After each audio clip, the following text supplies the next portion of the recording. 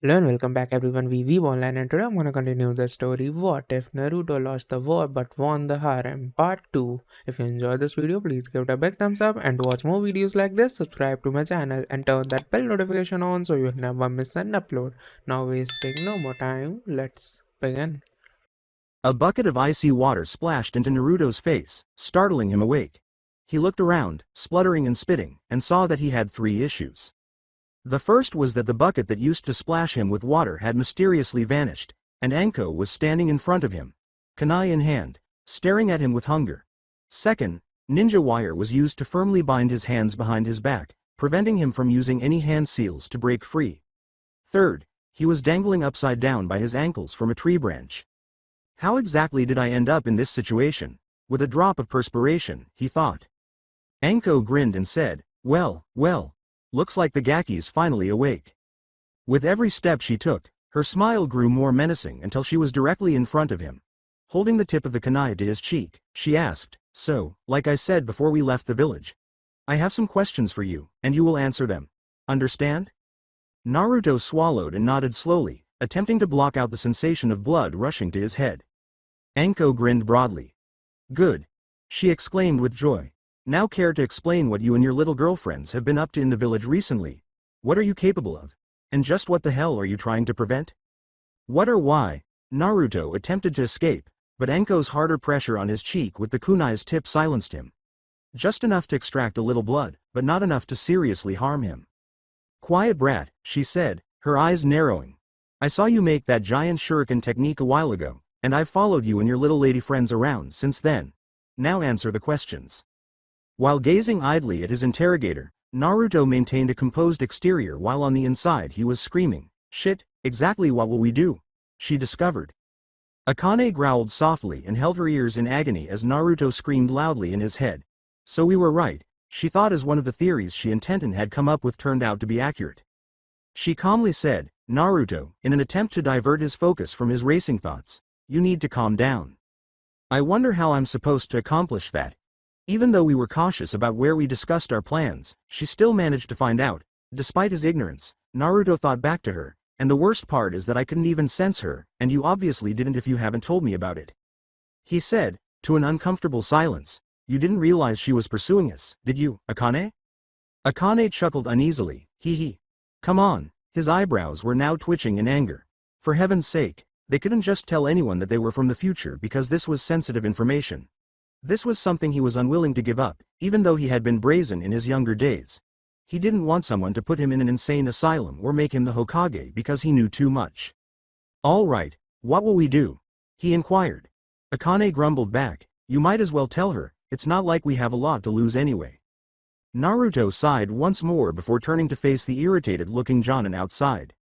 His silence irritated Anko, who said, "I'm waiting, Gaki." Naruto gave in and said, "All right, but you're not going to believe what I'm going to tell you." Smirking, Anko said, "Try me." With a little guidance from Akane when necessary, Naruto then told her what was going to happen, why they had returned, and their plans, with little to no information withheld. Anko had forgotten everything she had previously thought about him by the time he was done, which was about 10 minutes later. Her eyes were wide, and she had a look of extreme disbelief on her face. Naruto waited for a response for 5 minutes before clearing his throat. Anko said, "Okay," attempting to gather her thoughts. "So you, the Kyuubi and that bun-haired girl are from 5 years in the future. Came back in time to stop the war that caused you to do said time travel, and along the way you want to stop several events from happening, mainly an invasion being organized by my old sensei set to take place in this year's Chunin exams?" Anko asked, spewing out the word sensei. Naruto just gave a nod. Anko added, "One more question." Naruto just gestured for her to talk because the blood in his head was becoming uncomfortable. "Do you really expect me to believe that load of bull?" she yelled. Ignoring the ringing in his ears, Naruto just shrugged and said, "I told you, you wouldn't believe me." With her eyes narrowing once more, Anko said, "All right, then. If this is true, prove it. If not, I'll turn you into the Hokage for attempted treason." At her preposition, Naruto appeared somewhat taken aback. Will he be caught for treason or will he find a way to prove it? He smirked after thinking cynically, tough choice. He had the ideal method to demonstrate it. "How about the fact that you secretly are a total Icha Icha fan? asked the man. Anko's eyes widened. That filthy secret was not meant to be known. He asked sadly, or that you secretly are a really soft person, only using your tough, bitchy, and bloodlusty appearance to mask the pain the village has dealt you. This was beginning to remind him of a much more painful period of his life, when he had been friends with the women in front of him. Anko's expression was unbelievably shocked because her closest friends were supposed to be the only ones who knew that about her. She asked herself more than he did, how? But Naruto still responded. You told me yourself, Anko. He said with a distant grin, right before the war started we went on a mission together and became friends after I took a kunai to the shoulder to protect you. You felt guilty for days afterwards and stayed by my side even though it healed a day later thanks to Akane-chan's chakra. He continued. As the memories of the period flooded his mind, he explained, once you trusted me enough you began to drop your mask, and I actually caught you reading one of the books. He gave a small laugh at the last line before trembling. Anko's threat to reveal that secret didn't exactly do his anatomy any favors.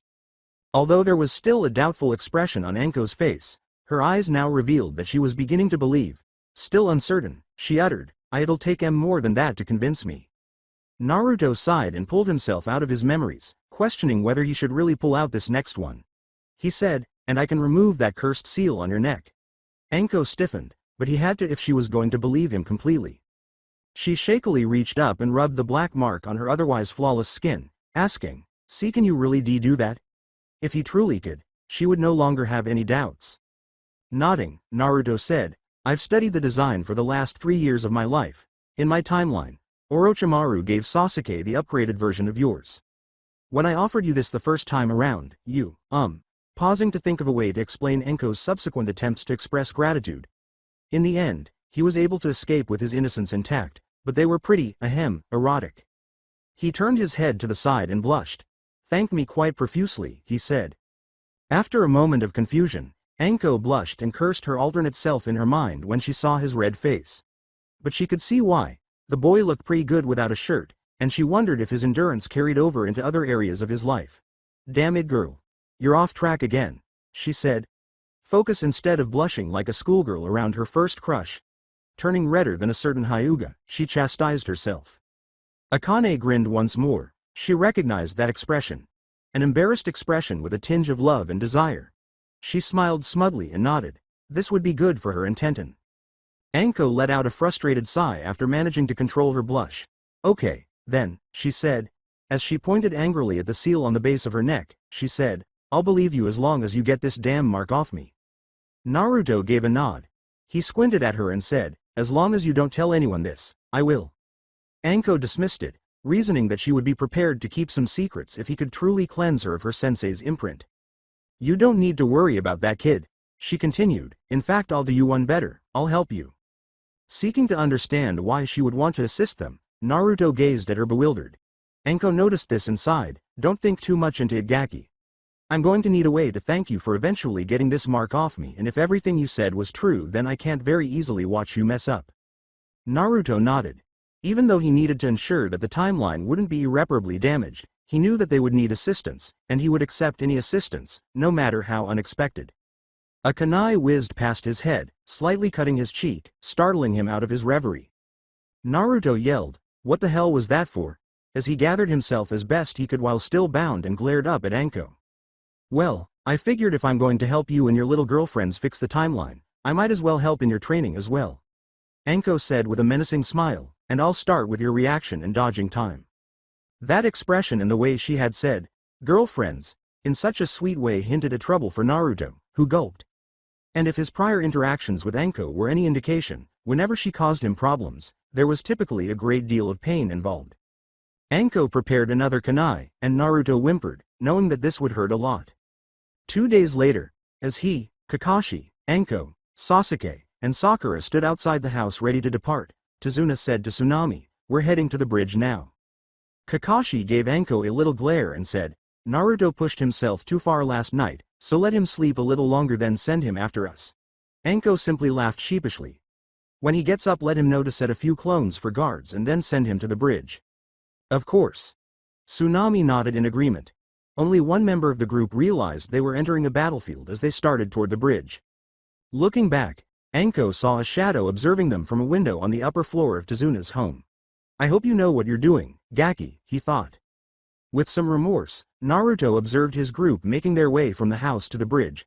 Although he detested waiting, he knew that rather than using a shadow clone to do the job, he would have to deal directly with the two samurai thugs who had pursued Tsunami and Inari. The chance of it getting struck and blown away before it could finish with them was too great. Naruto shuddered a little as he shook his head to get the thoughts out of his head and remembered his recent training. Anko was different from all of his teachers, past and present. She was worse. Much worse. When Anko stated that she wouldn't stand by and allow him to ruin the timeline any more than it was, she meant it. As previously mentioned, she had begun by testing his reaction and dodging skills by tying him to the tree and making him dodge swarm after swarm of kunai and shuriken after learning what she wanted. They proceeded to sparring after that, and Naruto discovered that she was just as vicious as before, in addition to being somewhat erotic. For want of a better word, he interprets erotic as implying that she wasn't above using her body to her advantage. Each time Naruto was able to land a blow, she would shift in such a way that the blonde could only catch a glimpse of her body before she retaliated in agony. Over the past 2 days, Anko had relentlessly drilled him, always trying her hardest to find his weaknesses and take advantage of them. When confronted with Anko's training, any notion he may have had about girls being weak in his youth would have been rolled into a ball, skewered 10 times, and thrown into the sun. Anko clearly didn't believe in pulling her punches, and she made him faster out of fear. With her, every battle was bloody from beginning to end as Naruto struggled to keep his limbs attached to his body. Not that he couldn't defeat her, but the majority of his strengths were in styles and techniques that he either wasn't supposed to know at the moment or that were too taxing on his body. He was a cage-level shinobi prior to the time jump, but as a result of the physical and mental constraints he was subjected to, he was only marginally Chunin level. Furthermore, her rule was pure taijutsu only, and he was not permitted to use any clones or jutsu during their spars. If he did, she would hit him even harder. It would help him surprise his opponents better if he didn't use his clones right from the start, she said. If he disregarded that rule, she would increase the force of her blows. In order to avoid taking another beating, Naruto was rapidly learning to rely less on his clones and more on his own fighting skills. Even though he heals quickly, the pain wasn't pleasant. What about the seal that was cursed? Even though Anko still had it, it would be taken out soon after they got back to Konoha because it required more sealing materials than he currently had. It wasn't exactly the best place to remove it, and neither was a clearing in the Wave Forest. Speaking of seals, he had had time to test the one he had been developing ever since Tenten had suggested it, and it worked perfectly. However, the discomfort of having multiple clones work alongside him during physical training served as a powerful disincentive to have 100 clones using his physical prowess, such as those using his chakra control or techniques. Furthermore, he didn't want to be slowed down by large muscles. He was careful not to use the physical seal, to call forth more than one shadow clone because the pain was not worth it. When Naruto heard the front door being kicked off its hinges and then heard a scream, he was startled out of his reverie. He grinned and took out a kunai, thinking, well, it's time to get to work. Tezuna's eyes scanned the scene as the group arrived at the construction site, and he exclaimed, what happened here? Across the bridge lay the unconscious bodies of Tezuna's dozen or so employees. Tezuna hurried over to one of his men and knelt next to the barely conscious man, who had a senbon pierced the back of his neck. He said, what happened here, Kota? The man exclaimed, monsters, before knocking himself out. As he checked a worker's pulse, Kakashi muttered, this is odd. Before he saw a mist coming in, he said, none of them are dead, just knocked out. Team 7, triangle formation, now, he commanded, and the two genin and Anko positioned themselves in a protective formation around Tezuna. The 4 shinobi tensed as he spoke, each drawing a kunai as a laugh erupted from the growing mist. No need for that, Zabuza said with a laugh, I knocked the workers out to prevent anyone from hearing my answer to the brat's proposal. Zabuza and Haku emerged through the mist, both of them wearing her hunter's attire except for the mask. Speaking of whom, where is the brat? With narrowed eyes, Kakashi announced, Naruto will be here shortly, so what'll it be, Zabuza? Will you fight against us or will you join Konoha? Kakashi asked. The tense silence was broken by Zabuza's response, we'll join. Unaware that they had been holding their breath, the Konoha shinobi released it.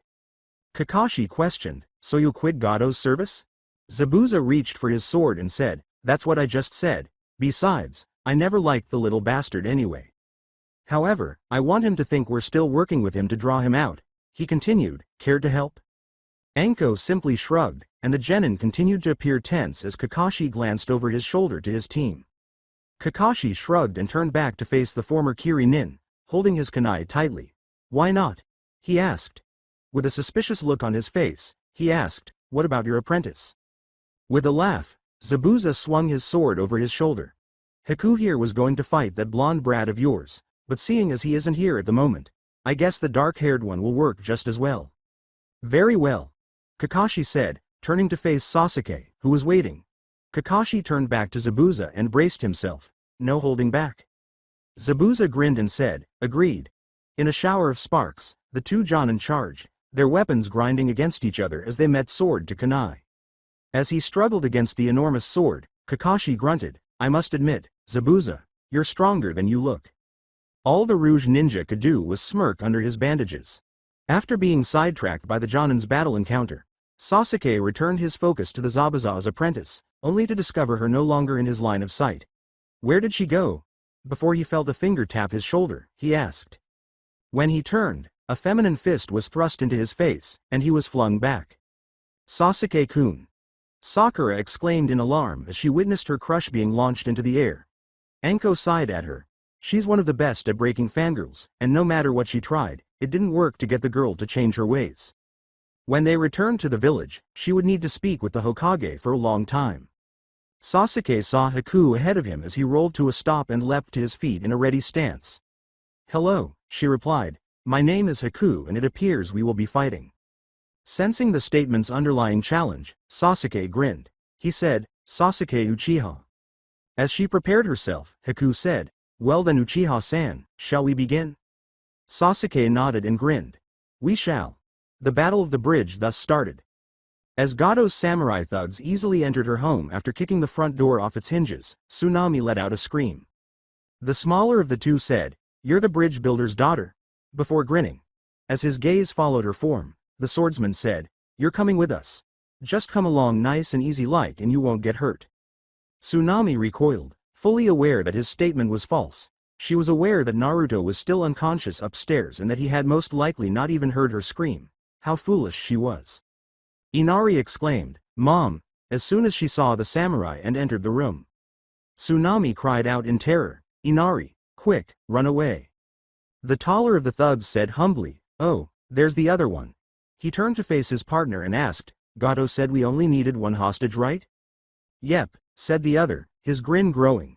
After unsheathing his sword and approaching Inari's frightened form, the larger samurai grinned and said, Good, my blade has been hungry for some real blood for a while now. When Tsunami yelled, Don't you dare! The big samurai stopped and turned to face her. If you so much as touch my son, I'll bit my own tongue off and drown in my blood. You'll have no hostages then. Please, just leave my son be and I'll go quietly, she begged fervently. It wasn't worth failing their job to have a little fun, so the two thugs looked at each other before the bigger one sheathed his sword. The swordsman mockingly said, You're lucky kid.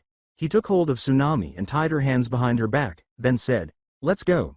He and his partner stood on either side of her and led her out the door with firm hands on her shoulders. Tears started streaming down Inari's face and he fell to the ground. The voices of Naruto, Kakashi, and even his father figure, Kaiza, suddenly echoed in his mind as he sobbed, I'm so useless. I'm too weak to do anything other than cry. Ever since that day, I have never seen Naruto shed a single tear. I think he realized crying over his life would accomplish nothing. Trust me when I say this, Naruto knows better than anyone else what it means to suffer. Inari, when there are things you need to protect, then protect them with everything you have, with all the strength you have in your own arms. Only then will you truly be strong. I'm not one to just give up without a fight, kid. You at least have a family, something I never had. So stop sitting around here doing nothing, and start fighting to protect them. When the young man heard those words again, something shifted inside of him. Stop crying and stop running. As the samurai were about to enter the forest, he made up his mind, snatched up a kitchen knife, and hurried out the door. With the knife out in front of him, Inari roared, Let my mother go, and charged forward. Smack. The smaller of the two samurai sent him flying back from a backhand. He grunted as he approached the fallen boy and slowly drew his blade, saying, This kid is getting on my nerves. Tsunami began, Don't you d, and then sank forward. The bigger swordsman grunted as he dropped his hand from where he had just hit the young mother and turned to face his partner, saying, "Shut it already. Don't take too long, we have to meet the boss at the bridge in a few minutes." As the samurai raised his sword, Inari closed his eyes, knowing that he could only wait for it to be over. Haku and Sasuke clashed, Senbon against Kunai. As they struggled against each other's weapon, Haku remarked, "Your sensei trained you well. Your speed is impressive." Sasuke laughed and said, "Thanks, but the credit shouldn't go entirely to Kakashi-sensei." "Oh?" asked Haku, eyebrows up. With a nod, Sasuke recalled the few one-on-one training sessions the two genin had shared and said, "Naruto has helped me in my training over the last month. We've been a team." Sasuke added more force to his kunai by complimenting him, saying, "His training may be brutal sometimes, but it produces results. And I must say, you're quite fast yourself." Haku grunted as she strengthened the weapon lock as well. The ravine-haired boy gave her a perplexed look as she said, "You're strong too, though I have 3 advantages you do not." "3 advantages?" Haku grinned. She called out, "Secret jutsu. 1,000 flying water needles," as she slammed her foot into the ground, causing the water that had accumulated on the bridge to fly upward and shape itself into 1,000 water-made needles that swiftly flew straight for the Uchiha. "First, while you may be close to my speed, I am the faster of us. Second, we are surrounded by water. And third, I don't need both hands for hand seals." With a frown, Sasuke separated from the young ice user and proceeded to demonstrate his own hand signals. "Fire style. Fireball jutsu," he exclaimed as a flaming ball of fire erupted from his mouth, causing the needles to evaporate as they came into contact with the flames, extinguishing the fireball in a stream of steam. Haku arched an eyebrow as she saw the fire stop her technique. Normally, water would be superior to fire, but it appears the Uchiha had somehow matched her jutsu with the element that was least effective.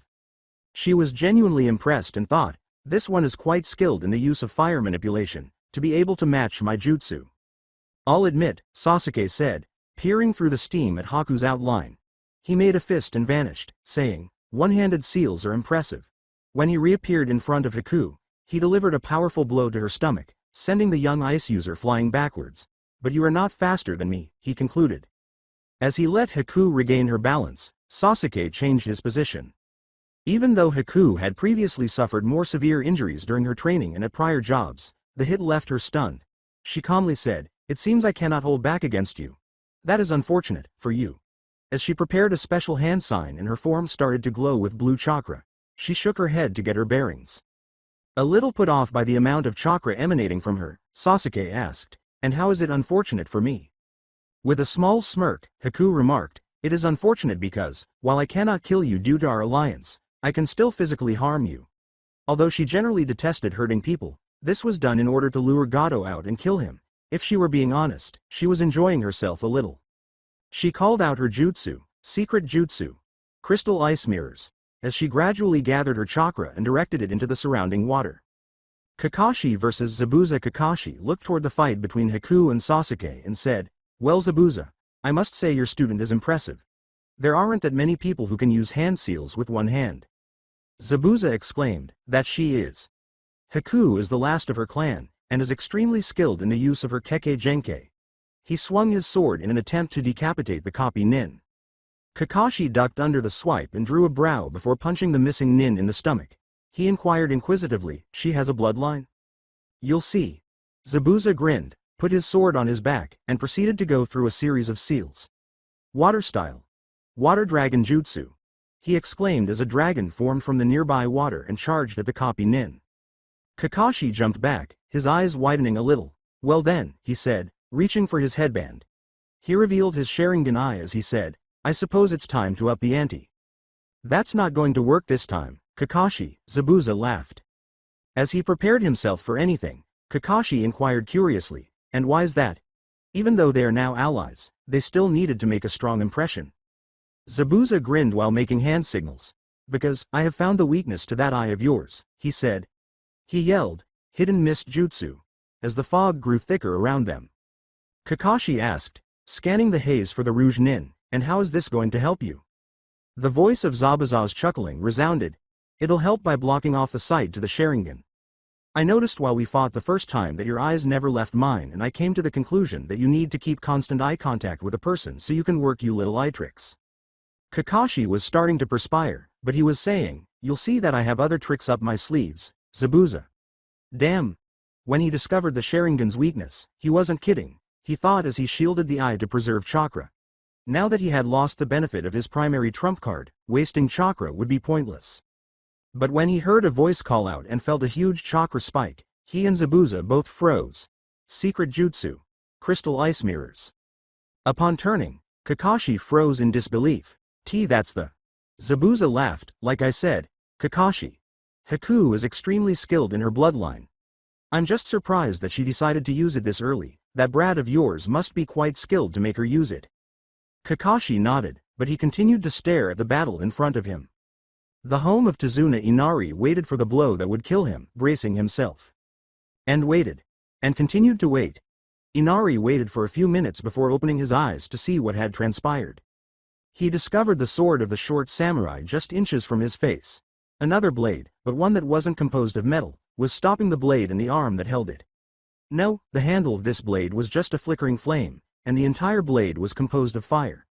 And a hand with a black, fingerless glove was holding that flaming handle. It was Naruto Uzumaki himself, clinging to the black-gloved hand. Inari could see the smirk on the blonde's face as he was slightly off to the side. As his eyes shifted to the child, his smirk gradually transformed into a tiny grin. That was brave, Inari. Stupid as fuck, but brave nonetheless. You might just be able to be a hero after all. As he attempted to move his sword back, the samurai, who disliked being ignored, growled, "You little punk." Naruto was using a tiny bit of chakra to make the blade adhere to his own fire-made sword. The thug prepared to hit the blonde with the whiskers by bringing his free arm back. He yelled, "Let my sword go," and swung his fist, trying to slam the blonde brat. That brat's fist was caught in his free hand, though. With all the warmth gone from his eyes, Naruto turned slowly to look at the shorter swordsman, staring at the thug with disgust. For 3 reasons, he had waited for Inari to charge at them and for them to remove Tsunami from the house. He did this for 2 reasons. First, he wanted to maintain as much of the original timeline as possible, and second, he wanted Inari to have the courage to risk his life to save his mother as he had done the last time. The third was that he didn't want the blood that would surely be spilled to smear the house's walls. Sadly, he had waited too long and allowed the shorter of the two to come dangerously close to killing Inari, something he was glad to have prevented just in time. The blonde said, "You," letting a small amount of Akane's chakra seep into his voice to make it deeper and more menacing, though not quite demonic. He gripped the thug's hand so tightly that the bones cracked, saying, "Or a disgrace to all humans." His eyes briefly turned red before returning to their cold blue, and he growled, "You turned your blade on an innocent kid for nothing more than the fact you could."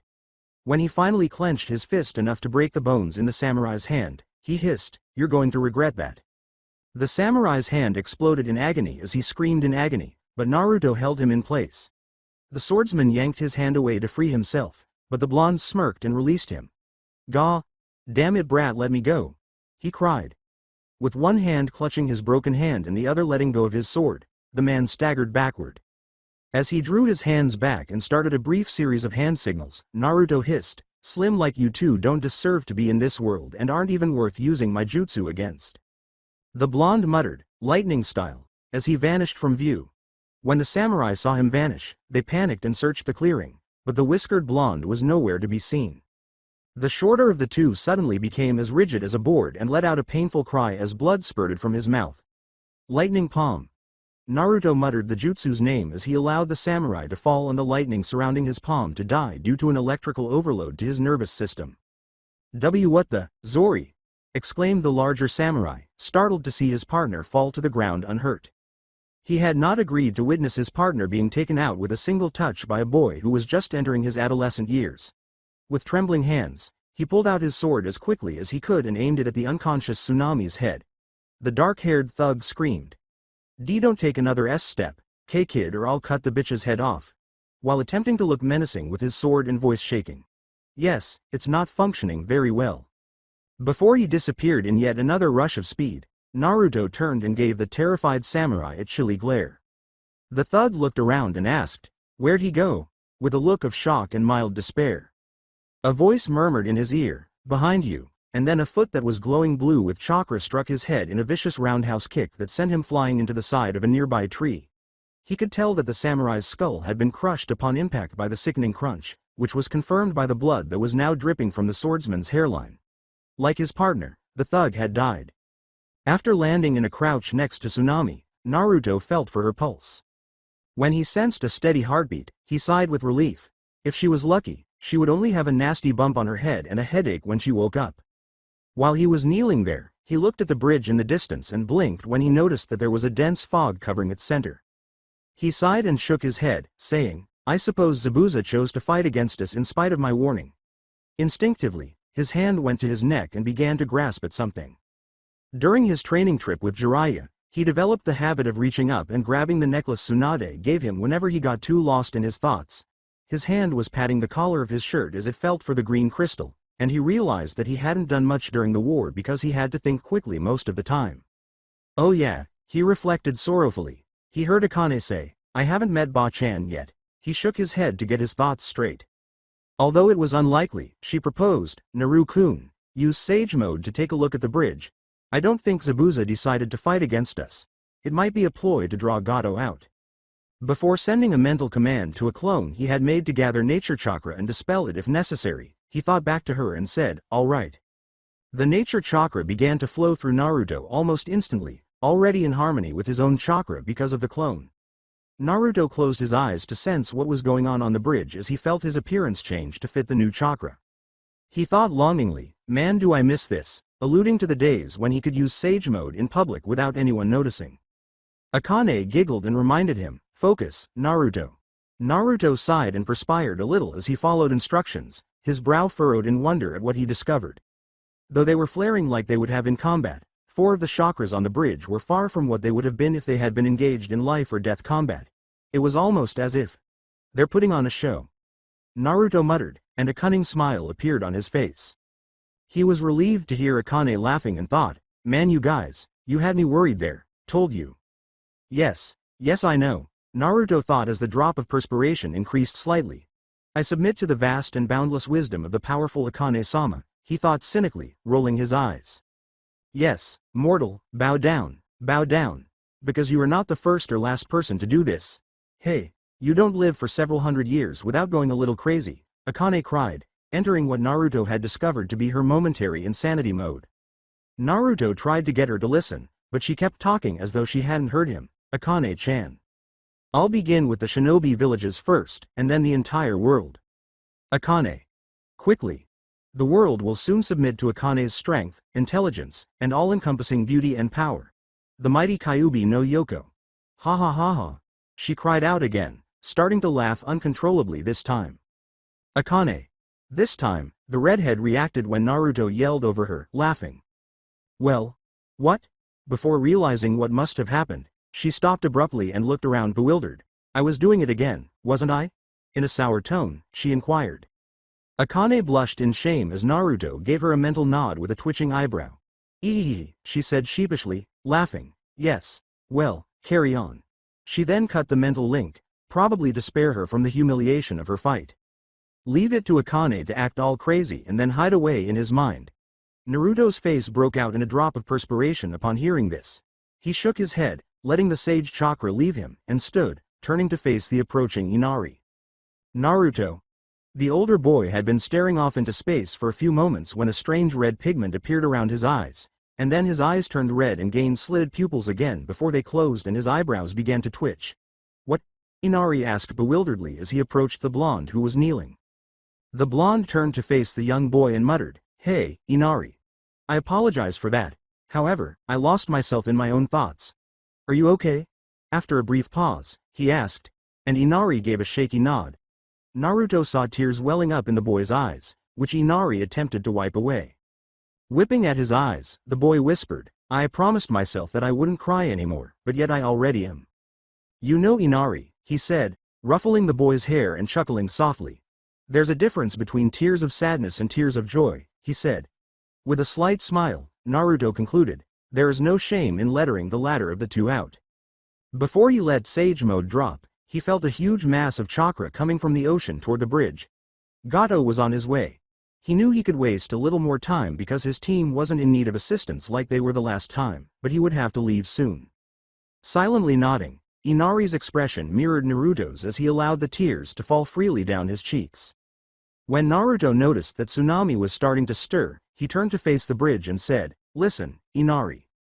His serious tone caught the boy's attention, and he said, "When your mother fully awakens, get her inside and stay there." He knew the boy would not listen, but he allowed another smile to grow on his face at the memory it evoked. "I have a feeling that this is far from over, so I'm going to head to the bridge to back up my team if anything happens," he said. Before heading for the bridge, he said, "Besides, there's something new I want to try out. I'll leave a few clones in the area to keep you safe, but my team needs me." Even after his mother sat up and rubbed her head, Inari continued to stare after the evading blonde, his gaze fixed on the blonde's back. "Inari?" Tsunami asked as she returned her focus to her son, only to be taken aback by the smile the boy had on his face as he gazed at Naruto's vanishing form, which was now just a dot in the distance. He uttered the words, "We can win." His smile widened, and he exclaimed with excitement, "We'll actually win." Haku vs. Sasuke, Secret Jutsu, Mirrors of Crystal Ice. As soon as Haku said those words, the water surrounding the bridge sprang into the air around the Uchiha and began to slowly freeze solid, breaking into 21 separate pieces that grew into mirrors of solid ice floating a few inches above each other, stretching and widening with a sound like glass against glass until Sasuke was completely encircled by a dome of ice mirrors. What is this? The chakra he sensed emanating from the jutsu and Haku herself was so great that Sasuke asked, gazing in wonder at the jutsu formation. As she made her way to the nearest mirror, Haku gave herself a small smile. "You like it?" She paused behind it and asked, pressing her hand against it. Her body appeared to be slowly absorbed into the ice, and as her body vanished outside the mirror, her reflection appeared inside it. Her reflection appeared to mirror itself in all of the ice mirrors as soon as her body was fully consumed. With her voice resonating from all the mirrors at once, Haku said, "This is my ultimate technique. Many have fallen to it and it is inescapable." She then pulled out a senbon, and each of her reflections mimicked her movements. "With this my speed cannot be matched," she said, and each of her reflections launched the senbon from inside the ice mirrors, the needles themselves moving through the mirror's surface in a manner akin to rippled water. He was fortunate that Haku wasn't trying to kill him, but he was starting to wonder about that. Sasuke attempted to dodge the volley, but he hissed in pain when he felt the sting of the needles cut his arm less than a millisecond after he had dodged the first ones. Needles were flying at him from all directions in a matter of seconds, and he didn't have time to use any hand seals for a jutsu. The senbon kept coming, and he was soon rattled with them and looked like a pincushion. The barrage finally stopped after a full minute of being sliced and cut by countless senbon. "I'm impressed." Haku's voice reverberated throughout the room as Sasuke collapsed to his knees. Not many could have handled that many senbon and still be conscious. She pulled out another senbon and sighed, "I guess this is the end of our fight." Sasuke, who was already on the verge of passing out from the amount of pain coursing through his body and the amount of blood flowing from several of his more serious injuries, thought in agony, "How many of those things does she have?" He was starting to wonder how she could have so many of those needles on her. But he had a voice in his head telling him to keep fighting, to get up and keep fighting until he was exhausted. "Why?" he asked. "This fight is just a ruse to draw out the target." He suddenly remembered something Naruto had said to him during one of their training sessions. Rewind. Sasuke gasped, "Damn it, Dobi, how are you able to stay up with this training?" he asked, glaring at the smirking blonde above him with a tired expression. "This is the training I've been doing for the last several months, Sasuke." Naruto grinned down at the Uchiha heir, but in reality, he had been putting Sasuke through the same training regimen since his training trip with Jiraiya prior to the war, but he couldn't tell his dark-haired friend that, could he? "Believe me." Naruto offered the fallen boy a hand and remarked, "This regimen will seem like a walk in the park once you get on to the harder levels of training." Sasuke just stared at the blonde. What had he gotten himself into? Was it easy for him to run almost 200 laps around a training ground, practice chakra control for 2 hours straight, and then spar for an additional hour without any breaks? As he took the blonde's hand and was dragged to his feet, Sasuke thought dismally, "I knew I was right in thinking I would regret training with Naruto. What's the purpose? We're just genin, right out of the academy," he said as they turned and started to move toward a post in the middle of the field. "Why would you train so much at such a young age?" Naruto turned to face Sasuke after hearing this, his expression bewildered. "Did I hear you correctly, Teme? Is the legendary Sasuke Uchiha wondering what sort of training he's receiving?" he inquired in disbelief. Now, with a sarcastic smile, he asked. "Don't misunderstand, Dobi. Sasuke sighed in frustration. I just want to know, but I still need to get stronger so I can get even with my clan. Why put in so much training so early? After a few moments of silence in the training ground, Naruto raised a questioning eyebrow and turned to gaze off into space. Sasuke, you have to understand, he said. Some people are always stronger than you, and if they have the chance, they will kill you. But there's more to it than that, he said, continuing to stare into his mind. What is it? Wondering what the blonde next to him was thinking about, Sasuke asked inquisitively. Naruto turned to the person with the raven hair next to him and gained a determined expression. While there are always people that will be stronger than either of us, we can defeat them if we don't give up and are truly strong. Really powerful. What? Asked Sasuke. Naruto nodded and said, yes, Sasuke, if someone is really strong, they can defeat someone who is weaker than them. Yes, we train to be strong. However, the relationships one makes with friends and family are more important than that alone. Sasuke, that's what real strength is. Having the guts to risk your life for someone else, even if it means dying while they are still alive, is a sign of true strength. With another distant glance, Naruto concluded, true strength is the will to never give up, to never back down, even if the situation isn't what it seems like, or you lose your life trying, to always protect those you hold dear from those who would harm them. Over the following few weeks, Sasuke would think about those words a lot. And, as he began to push himself to his feet, Sasuke thought resolutely, to never give up, never back down even if it means I will die in the end, or the situation isn't as it seems. That is what true strength is. It isn't hatred like Itachi said. This is the way to true strength. What is he doing? Can't he see it's over now? This is a ruse, so there's no need to continue the fight, Haku thought, raising a senbon to knock him out as she watched in awe as the genin in front of her forced himself up despite his wounds. As Haku got ready to throw the senbon in her hand, Sasuke watched as she let it fly in his direction at a speed he couldn't see, but then everything started to slow down around him, and his eyes stung a little as his vision improved. The senbon that had been invisible was now clearly visible, traveling directly to a pressure point close to his shoulder. Haku suppressed a gasp when the wounded genin leapt to the right to avoid the senbon, and she couldn't contain another one when Sasuke turned to face her. His eyes had changed. They were no longer pure obsidian orbs, but rather red blood red with two tones in each. Sasuke had just awakened the Sharingan, the renowned dojutsu of his clan. With a slight smile, Haku forced herself to hide her surprise. Well, Uchiha-san, it seems we have something in common, for you also carry a Kekkei Genkei. Even though he was exhausted, Sasuke grinned because he had finally awakened his clan's bloodline, which made him feel proud and happy. It seems so. He gasped and fell to his knees again, realizing that the activation had taken more chakra than he had anticipated and that he had already been low on it. But I will not give up, despite how tired I am, he said, lifting his head to gaze at her. With a sad sigh, Haku realized that if she wanted the fight to end, she would have to knock him out. I see, she said, her voice tinged with regret. Then I must do what I must to make this look believable. She made a bunch of ice needles. Sasuke grinned and said, bring it. He knew he couldn't avoid this blow because he was too weak from the blood loss from his wounds and too low on chakra from using jutsu and activating the Sharingan. Very well, Haku sighed as he released the needles, each of which was pointed at a pressure point on Sasuke. Too bad I'll miss out on all the fun, he thought jokingly as the needles closed in, closing his eyes and preparing for the journey to unconsciousness. They were about to collide when a voice screamed and a sudden crescent-shaped flame pierced one of the mirrors, splitting it in two before the two pieces broke apart. The needles were then caught and melted upon contact. Fire style. Crescent moon flaming. After turning from their battles, everyone on the bridge gasped at what they saw. Naruto Uzumaki was standing next to the enormous hole in Haku's mirrors, brandishing a fire-only sword. With a frown on his face, Naruto looked back at everyone. Can someone please explain the hell that's happening? As everyone gazed at the blonde, there was utter silence. Two of them refused to accept that he had accomplished what they had deemed impossible. After a few minutes, Naruto raised one eyebrow and said, well, what's going on? Why are you guys fighting? After a brief period of silence, someone broke it, saying, about tea time you got here, Dobi. Sasuke grinned wearily as he tried to stay conscious. Examining his friend closely, Naruto saw that he struggled against Haku. Damn, Teme. He smirked and whistled. You look like you've seen better days. He then let the fire sword fall away.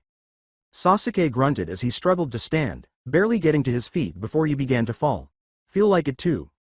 If Naruto hadn't come ahead and grabbed him, he would have collided with the ground. Naruto turned his head to look at the weary face of the young Uchiha heir and said softly, "Easy there, Sasuke." He blinked in surprise as he saw his friend's eyes. "The Sharingan?" he asked. He pondered in confusion.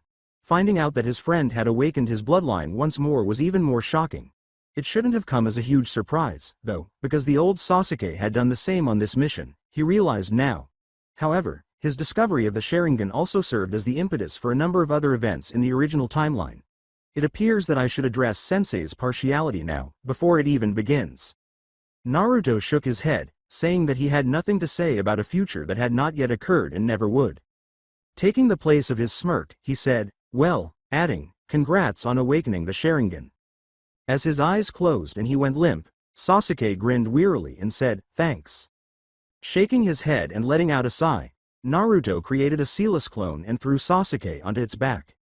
He gave the order, "Get him to Anko and the others." With a nod, the clone departed through the opening in the ice mirrors, which closed as soon as it left the dome.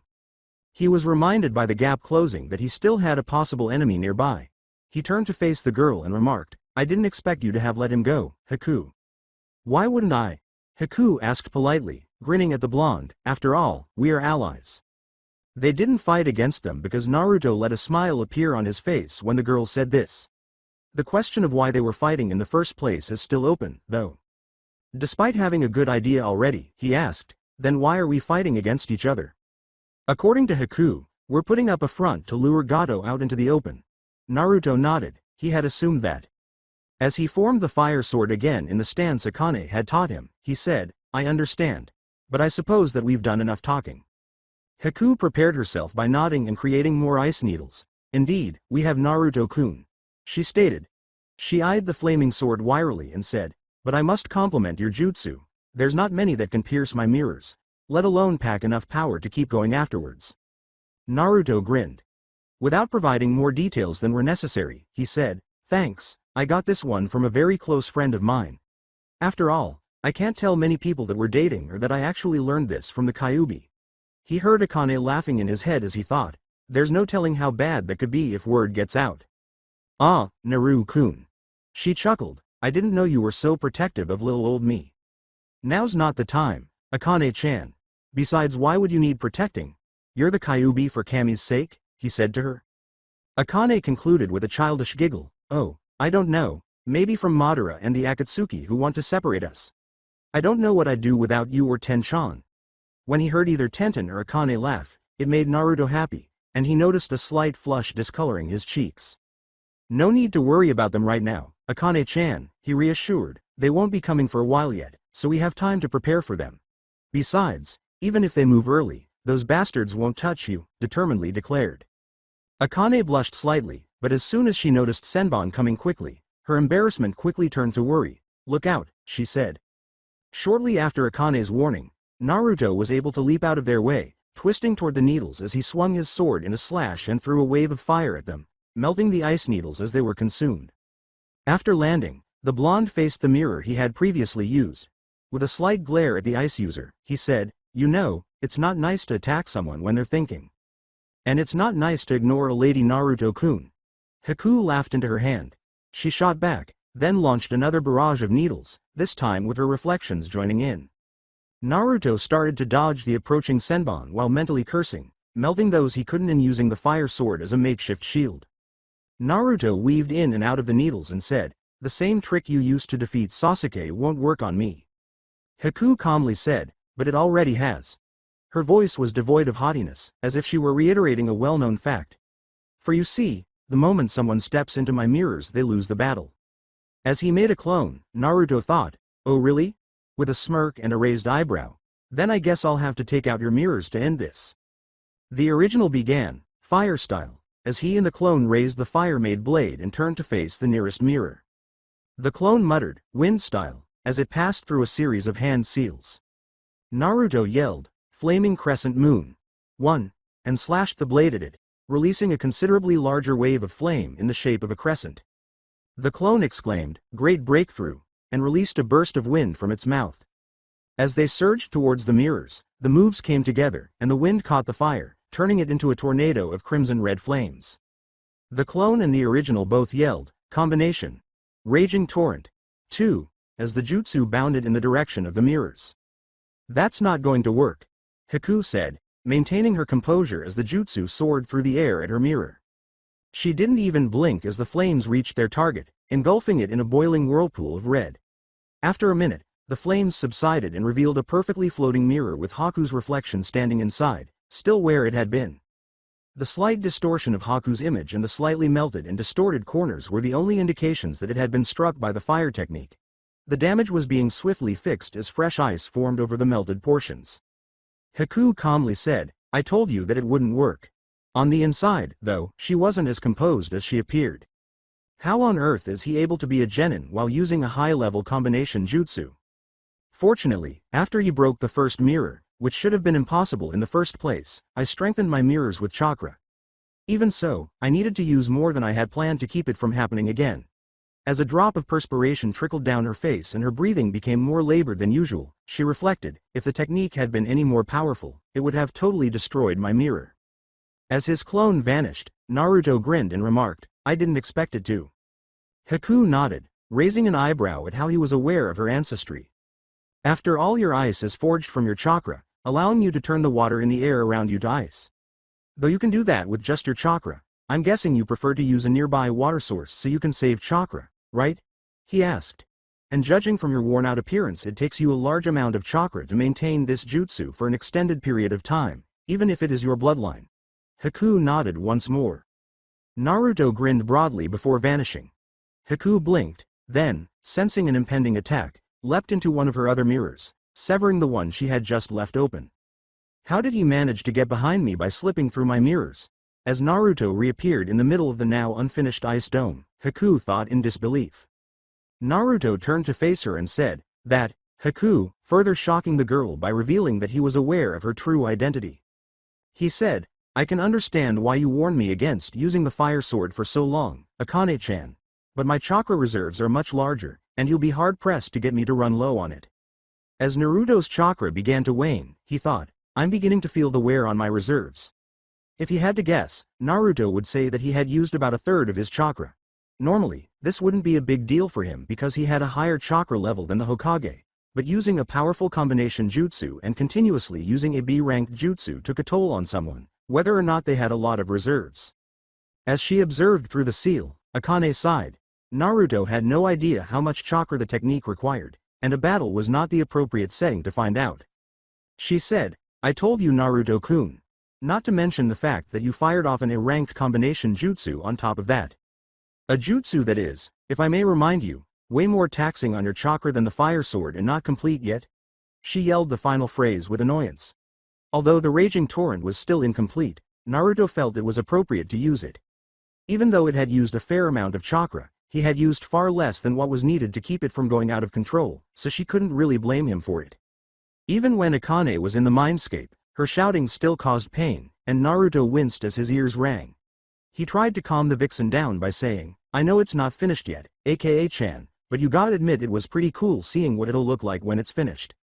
Akane chastised, causing Naruto to sigh and turn back to face Haku as she spoke, the broken mirror reforming once more. "While I'll admit it was cool, it still doesn't amount to the fact you could have lost control of it. Hell, you would have had it not stopped when it did. And you know what happens when you lose control of it." Haku created more ice senbon and held them between her fingers, making them resemble claws, saying, "Be that as it may, Naruto-kun, large chakra reserves mean nothing if you can't beat your opponent in speed. And now I believe it's my turn. Since you've already proved you can break my mirrors and counter my needles, I'll try something different. Ice style. Ice flash. 3. She yelled those words, and the girl herself vanished from the mirrors along with all of Haku's reflections.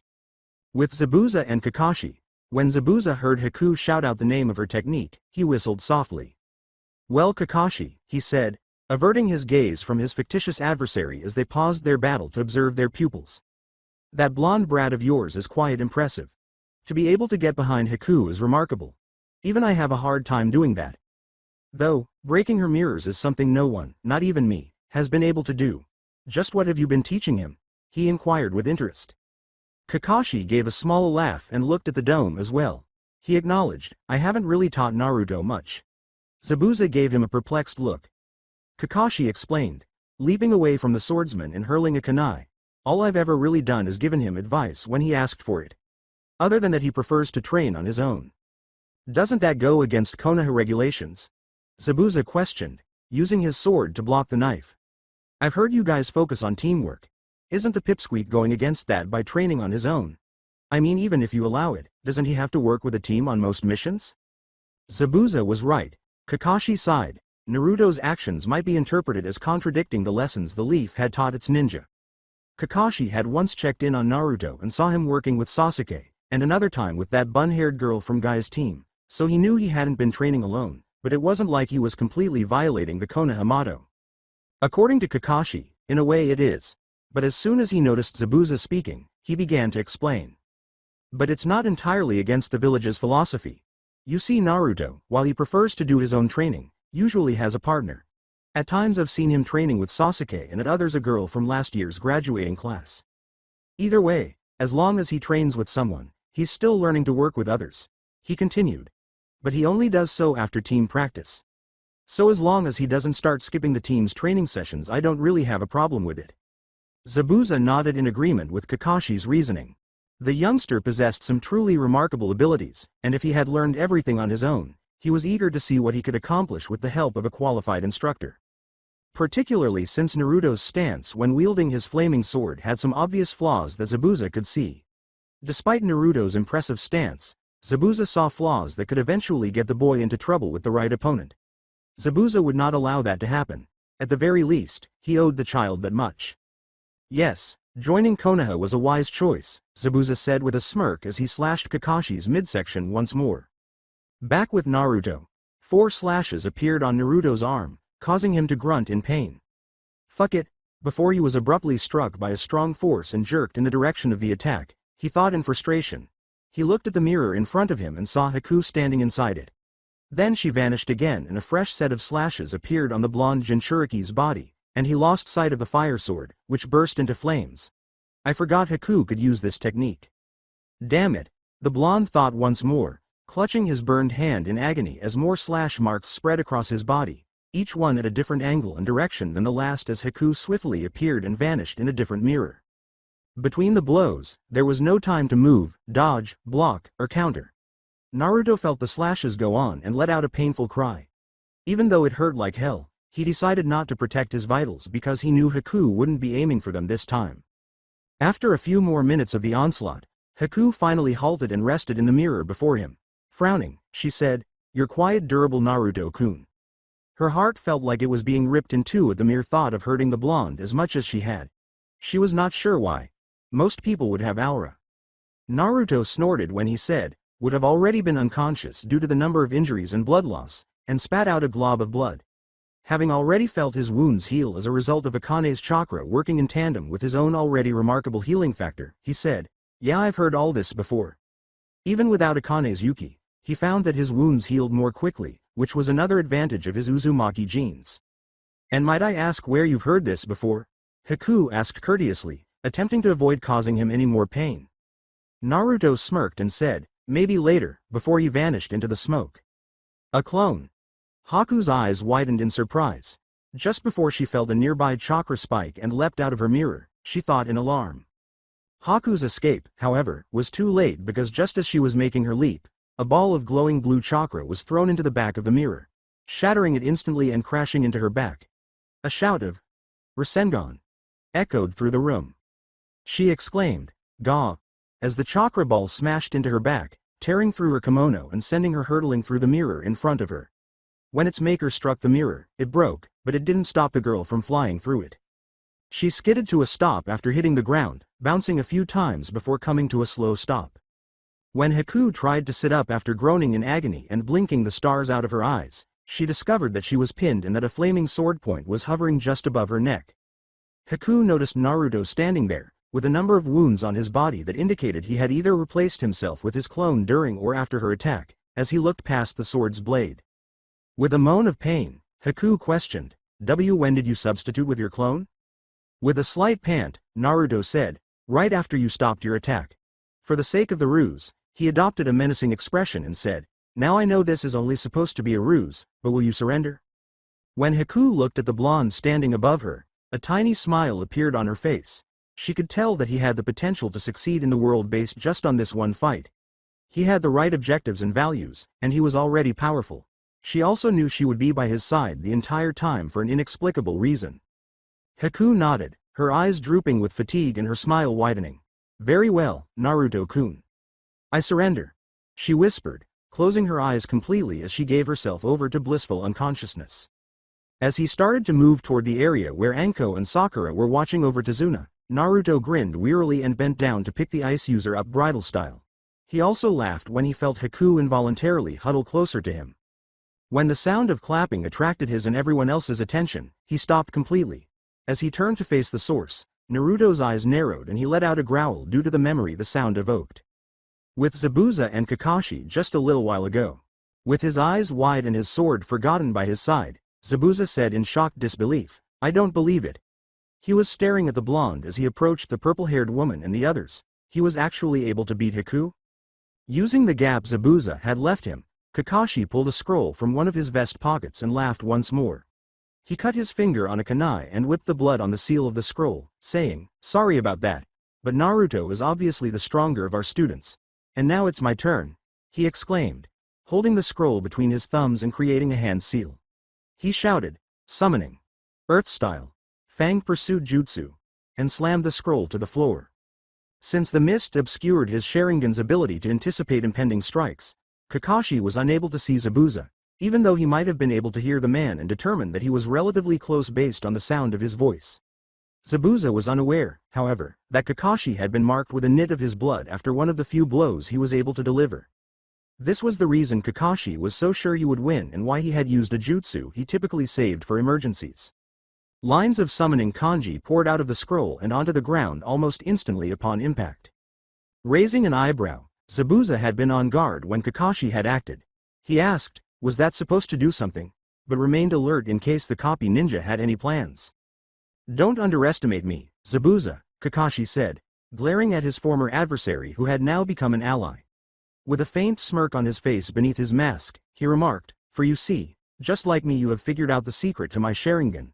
I have figured out the weakness to your hidden mist jutsu. The demon of the mist's eyes widened as he heard the sound of earth cracking beneath his feet. He tried to jump away, but he was only a few inches from his spot when the head of a large dog, its body, and several smaller dogs burst out of the bridge. Each of the dogs managed to sink its fangs into a different part of Zabuza's body as they emerged. How? Zabuza exclaimed, startled. Even though the fight had only been a ruse, he would still have preferred to win because he couldn't believe he had been defeated. Kakashi pulled a kunai out of his pouch as he approached the man and put it against his neck. Like I said, Zabuza. I figured out the fault in your jutsu. You relied too heavily on its ability to conceal you from sight, and while the jutsu blocked my Sharingan, it can't block the scent someone produces. Kakashi explained. Now, as Naruto asked your student, Kakashi said, will you surrender? Or are you going back on the deal? Kakashi looked directly into the eyes of the other mask wearer. Zabuza gazed at the nin with silver hair in front of him.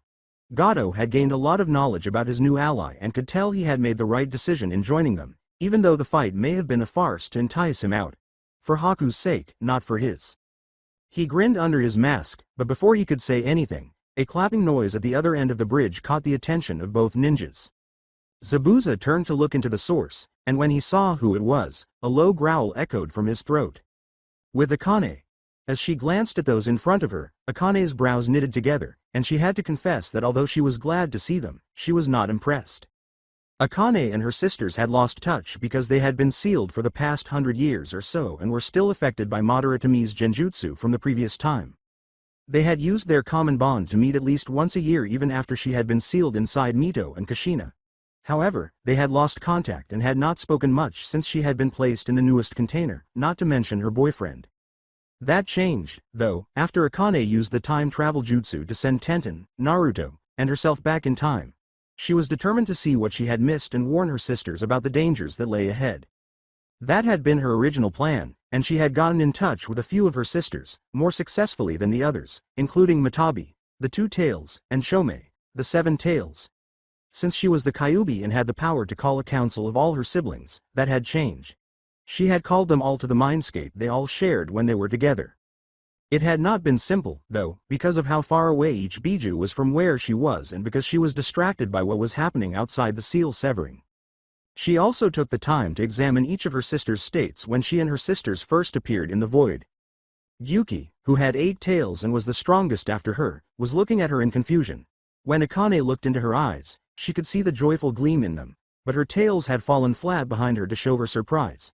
Before continuing down the line, Akane gave her a slight smile and a nod when she looked into her eyes.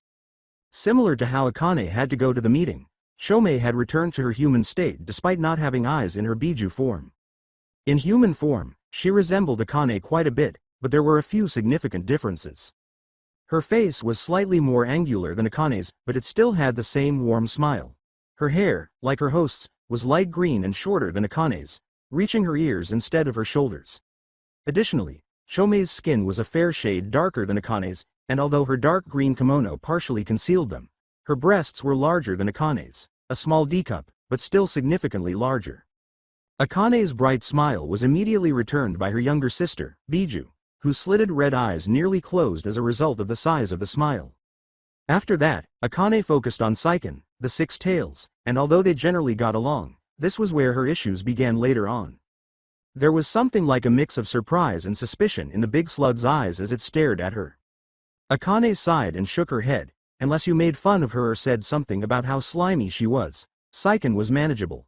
Although she was the first to apologize after Akane put her in her place, she had been among the first to question Akane's status as the strongest, unlike Yuki or Chome. Please be advised that although Akane was generally a good person, she disliked being referred to as weak and having her judgment called into question. Akane had to suppress a snicker as she shook her head and went on to Kakuo. Please understand that although she loved her sisters and was a strong woman in her own right, Kokuo's odd demonic form, a cross between a horse and a dolphin, made her somewhat of a joke to the others. Though it only happened once, there haven't been any jokes about it since. If the half-dolphin, half-horse hybrid ever caught any of the others laughing about it, she would make sure to use all 5 of the elements she commanded to prove she wasn't to be laughed at. At the moment, however, Kakuo was staring at her just like the others, albeit with an unreadable expression. Her eyes were lifeless and blank, with no light to indicate whether she was happy or unhappy.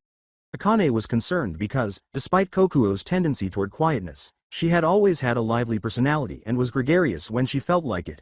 However, when they reconnected, this was not what she had anticipated finding. Akane shook her head to get rid of her anxiety before turning to face Son Goku, the 4-tailed monkey. As with Seiken, the oldest of the 9 had to suppress a chuckle. Only Akane and Naruto, the prank king himself, were able to outdo Goku, who had always been a bit of a prankster. The others had been in fits of hysteria over some of the monkey's actions since its creation, and this was heightened when the two played practical jokes together. But right now, there was no trace of the prankster in the monkey's eyes that towered over her. Rather, it displayed the astonished joy that the majority of the others felt. Akane proceeded to the next member of her family line and had to suppress a snort of disgust as she directed a smile at the larger figure of her 4-tailed sister. The most despised member of the family was Isobu, the 3-tailed turtle, who was equally despised by those who had more tails than she did. This was primarily because she thought that people's strengths were determined by how many tails they had. Since she only had 3, Isobu rarely spoke to her family members who had more than she did. She also thought that the others were beneath her because they only had 1 or 2 tails, respectively, and she didn't feel much better about them. Yes, she was capable of being polite and surprisingly perceptive when necessary, but otherwise, she would much rather be left alone. She was the one who initially questioned Akane's place in the family, much to Akane's dismay. After Akane showed her strength and corrected her, she was embarrassed and ashamed. The big turtle's gaze was filled with disdain for the oldest member of the family. Akane didn't even give her a second look before turning to face one of her favorite sisters. Similar to Chome, Matabi, the 2-tailed firecat, had decided to attend the meeting in her human form. Her long, blue hair fell to the girl's mid-back, and as Akane followed the hair, she noticed a face that looked similar to her own but more angular, like Chome's. Both her nose and the 2 cat ears that protruded from her hair were identical. Similar to Chome, Matabi had larger breasts than Akane, albeit not as large as the beetles, perhaps a large C-cup at most. When Akane noticed that 2 of her sisters had bigger busts than she did, she was a little envious, but she dismissed it because she was already dating someone and knew that he liked what he saw, even if it was fleeting. However, she didn't particularly appreciate them bringing up that specific fact. Matabi's mismatched, albeit slitted, eyes glowed with joy, and she was smiling so broadly that they were practically closed, just like her older sister. She expressed the emotion by swinging her twin flaming tails behind her. Akane grinned back at Matabi before turning to face her youngest and weakest sister and frowning. She couldn't pinpoint it, but there was something different about the youngest member of the group. What she remembered of the behavior was not the way Shukaku looked at her with that insane expression. Don't get her wrong, her sister's yellow eyes did contain some happiness, but it was overshadowed by the gleam of madness Shukaku's eyes held. Whether it was because of the myths or the fact that her sisters were all much stronger than she was, Shukaku, the youngest member of the group, frequently lived in their shadows and, despite her reluctance to acknowledge it, was frequently envious of them. Akane knitted her eyebrows once more and sighed. What she saw of her sisters certainly did not impress her. The exceptions are Gyuki, Chome, and Matabi. After shaking her head to clear her mind, she made the decision to begin the meeting. Hello sisters, it's been a while. Following her greeting, Akane did not receive the response she had anticipated from her sisters. Rather than the yells of surprise and such from Shukaku, Gyuki, 8 tails, Seiken, 6 tails, and Kakuo, 5 tails, as well as the shouts of happiness from Chome and Matabi, or perhaps an insult from Isobu, as the turtle would have typically done.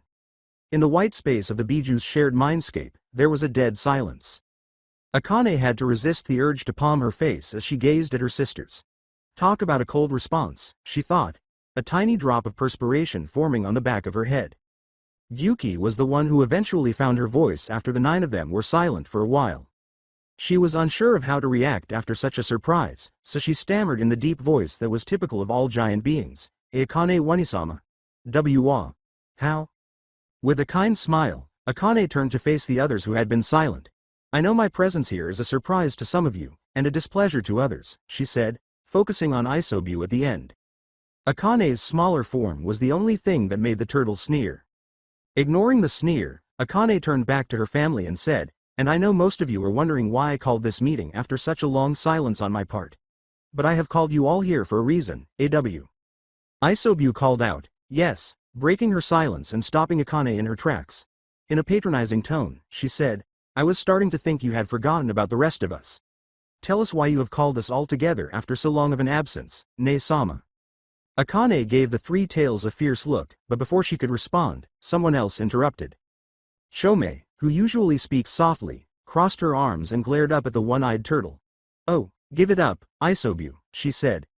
We get that you don't like any one of us, and we haven't liked you since that little temper tantrum you had led you to having one eye. So just come off your high horse and just let the woman speak, she said as her eyes started to sparkle with caution. Isobu stared at the 7 tails for a while before turning back to Akane when the lone tail that was growing from Chome's butt started to swivel. Akane gave her sister with the green hair a grateful nod. Chome rarely threatened one of her sisters, but when she did, the outcome was frequently as it was. There was no doubt that the little bug knew how to support herself.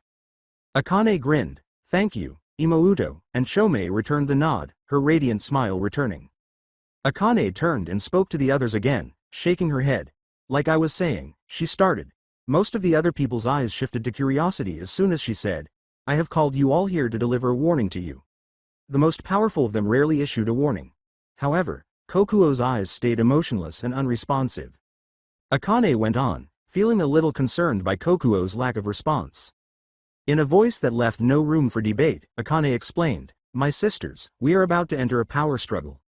A struggle so great it will require us to set aside our differences and work together. Then Gyuki cried in shock. What? Akane sighed when she said, Bibat ne-sama, what could be so threatening to us that it would require us to fight together? Gyuki was the most cooperative of the Biju, believing that strength comes from numbers, but she had witnessed what happened when her sisters fought. Gyuki, Akane said coolly, fighting the impulse to begin yanking out her hair in exasperation, but Isobu's yell drowned out whatever she was about to say.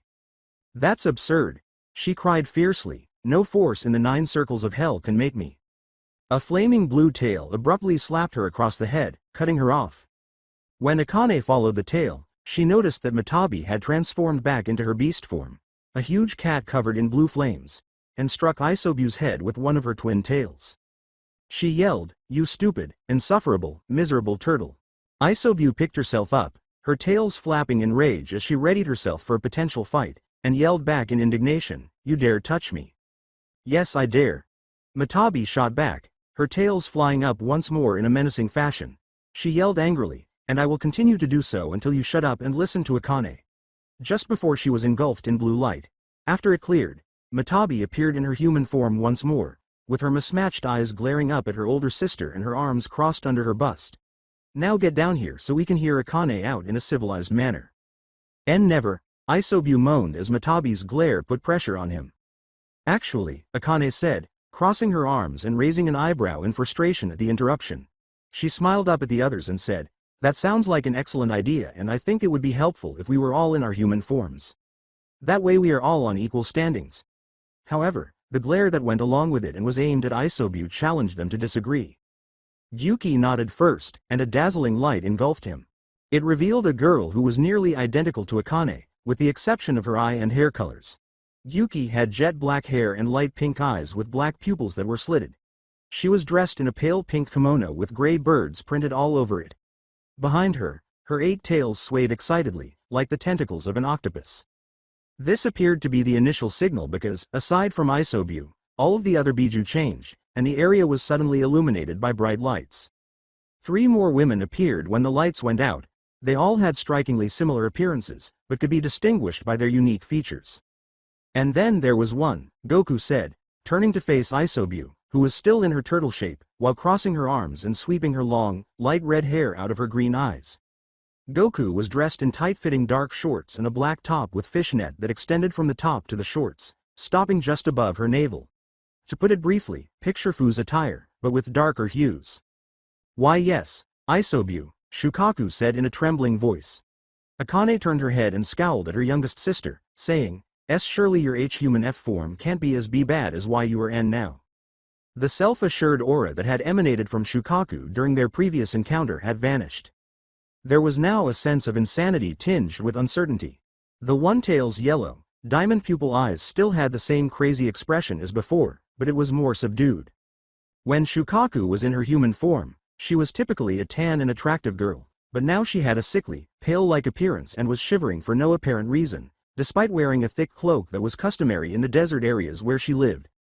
Her tail was slumped behind her in a weary manner, and her dark brown hair, which she usually wore in a tidy bun, was disheveled and frazzled, as if she had just gotten out of bed. Even though Akane really wanted to help Shukaku, she had to warn them of the danger they were in, and there was something wrong with her. She turned back to Isobu, who was glaring at everyone else, and they were all glaring back. Isobu's glare intensified as she realized the battle was futile. "Fine," she yelled, enveloping herself in sea green light. When it cleared, it revealed a woman with a light green flower in her hair and purple waist-length hair tied in a long braid. Isobu's attire was significantly less conservative than the others. She was wearing a 2-piece, purple and green swimsuit instead of a kimono or something similar. Isobu's left eye was closed, and a scar ran the length of the eyelid, and the top was just large enough to cover her large bust. Her dark red other eye was glaring at them all with the deepest hatred. Like the others, she yelled, there, in a soft, angelic voice that was hard with rage. With a hint of pink dusting her cheeks, she looked away and said, "I've done what you all wanted, so can we get to why we were called now?" A fresh, lifeless voice said, "Yes, quite." When she raised her voice, everyone turned to see that it was Kakuo, who was still expressionless and gazing off into space. Although Kokuo's body was leaner and designed more for speed than anything else, she looked similar to the others.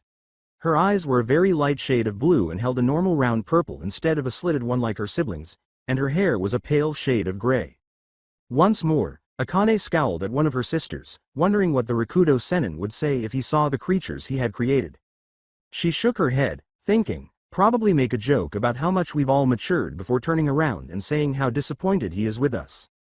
"Yes, well, as I was saying," she continued, "a great threat is about to reveal itself to the elemental nations. A threat so great that it will bring the shinobi villages to the very knees they stand on if its goals are achieved. A threat my host and myself have survived, and turned back the clock to stop."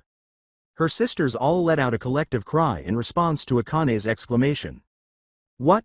Ne-sama, you can't be serious, to use that technique. How dare you show yourself after doing what we vowed never to do?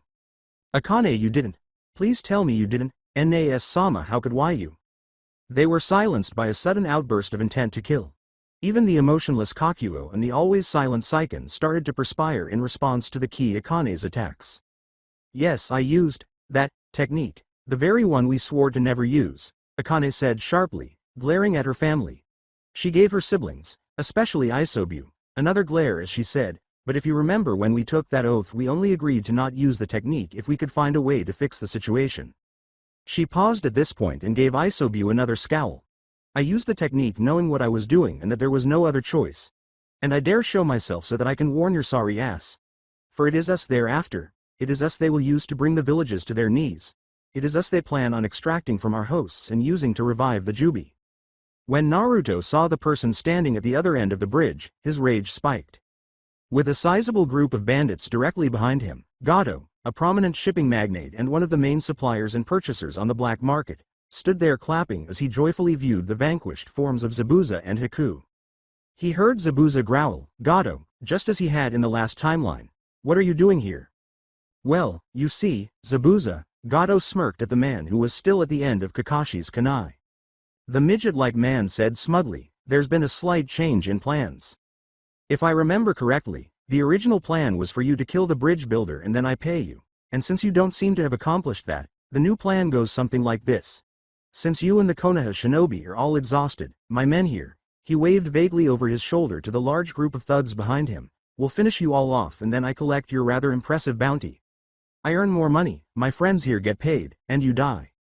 Zabuza performed his role effectively. His eyes widened and the portion of his face that was visible became confused.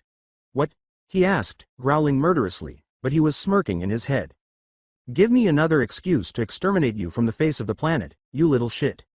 When Gato turned to face the thugs behind him and said, bring me this baby demon's head when you're through with them, and he paused and scowled at Anko and the unconscious Haku who was still in Naruto's arms before doing exactly that. Bring me the purple-haired one, and that ice bitch. I still need to repay her for what she did to my arm and I hear there's a lot of business opportunity for women with oddly colored hair. The thugs roared with approval and prepared their weapons, but a heavy feeling smashed into the area, stopping their charge before it even started. With a slow turn, everyone saw Naruto and Zabuza, both with their heads bent and their eyes gleaming from the darkness of their hair.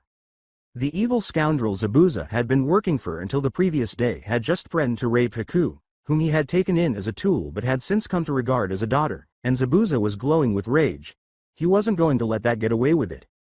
However, a feeling even heavier settled on top of his sword as he reached for it. He glanced over and noticed that Naruto, who was actually blonde, had his head lowered as well. His eyes were glimmering with power, changing from blue to red and back again. He swallowed. This child was far more powerful than he had first realized.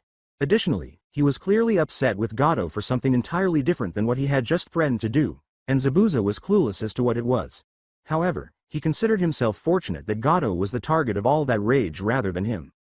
Not only was Naruto angry, he was furious. He was already furious at the sight of the little midget again, but hearing him reveal his plans to Anko, his comrade, as well as to Haku, who had done nothing but oppose him, was enough to make him lose his temper and start using Akane's chakra. He had a reason to be angry, and this new anger was only fueling it. He was a little afraid because he didn't know where his anger was coming from. By this point, Naruto's system had accumulated enough demonic chakra to give off a slight red glow, and more was about to show when he felt a gentle hand touch his whiskered cheek. He looked down into Haku's half-lidded eyes, and that was enough of a shock to his system to drive out the anger and Akane's chakra. Naruto's cheeks blushed slightly as he noticed the girl's slight smile on her weary face. Before her eyes closed and she went limp, blissfully unconscious once more, she leaned up enough to put her lips against his cheek and smiled again when she pulled back. Give him hell, Naruto-kun, she whispered. He returned her whisper, with pleasure, Haku-chan, then turned to Anko and gave her Haku. Seeing her eyes, he said, take care of her Anko-sensei. The serious expression in the blonde's eyes made Anko's breath catch in her throat. His azure eyes showed her how much he cared for the girl, and although she was a little envious that he didn't have all that focused on her, she was also pleased that she had an equal share of it. Anko nodded, indicating that she would ensure the girl's safety. Sure thing, Gaki. Naruto smirked and nodded before turning to Zabuza and calling out to him, hey, no brows. What is it, kid?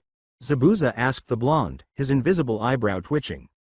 With an arched brow, he questioned, "Can I count on you to back me up if I need it?"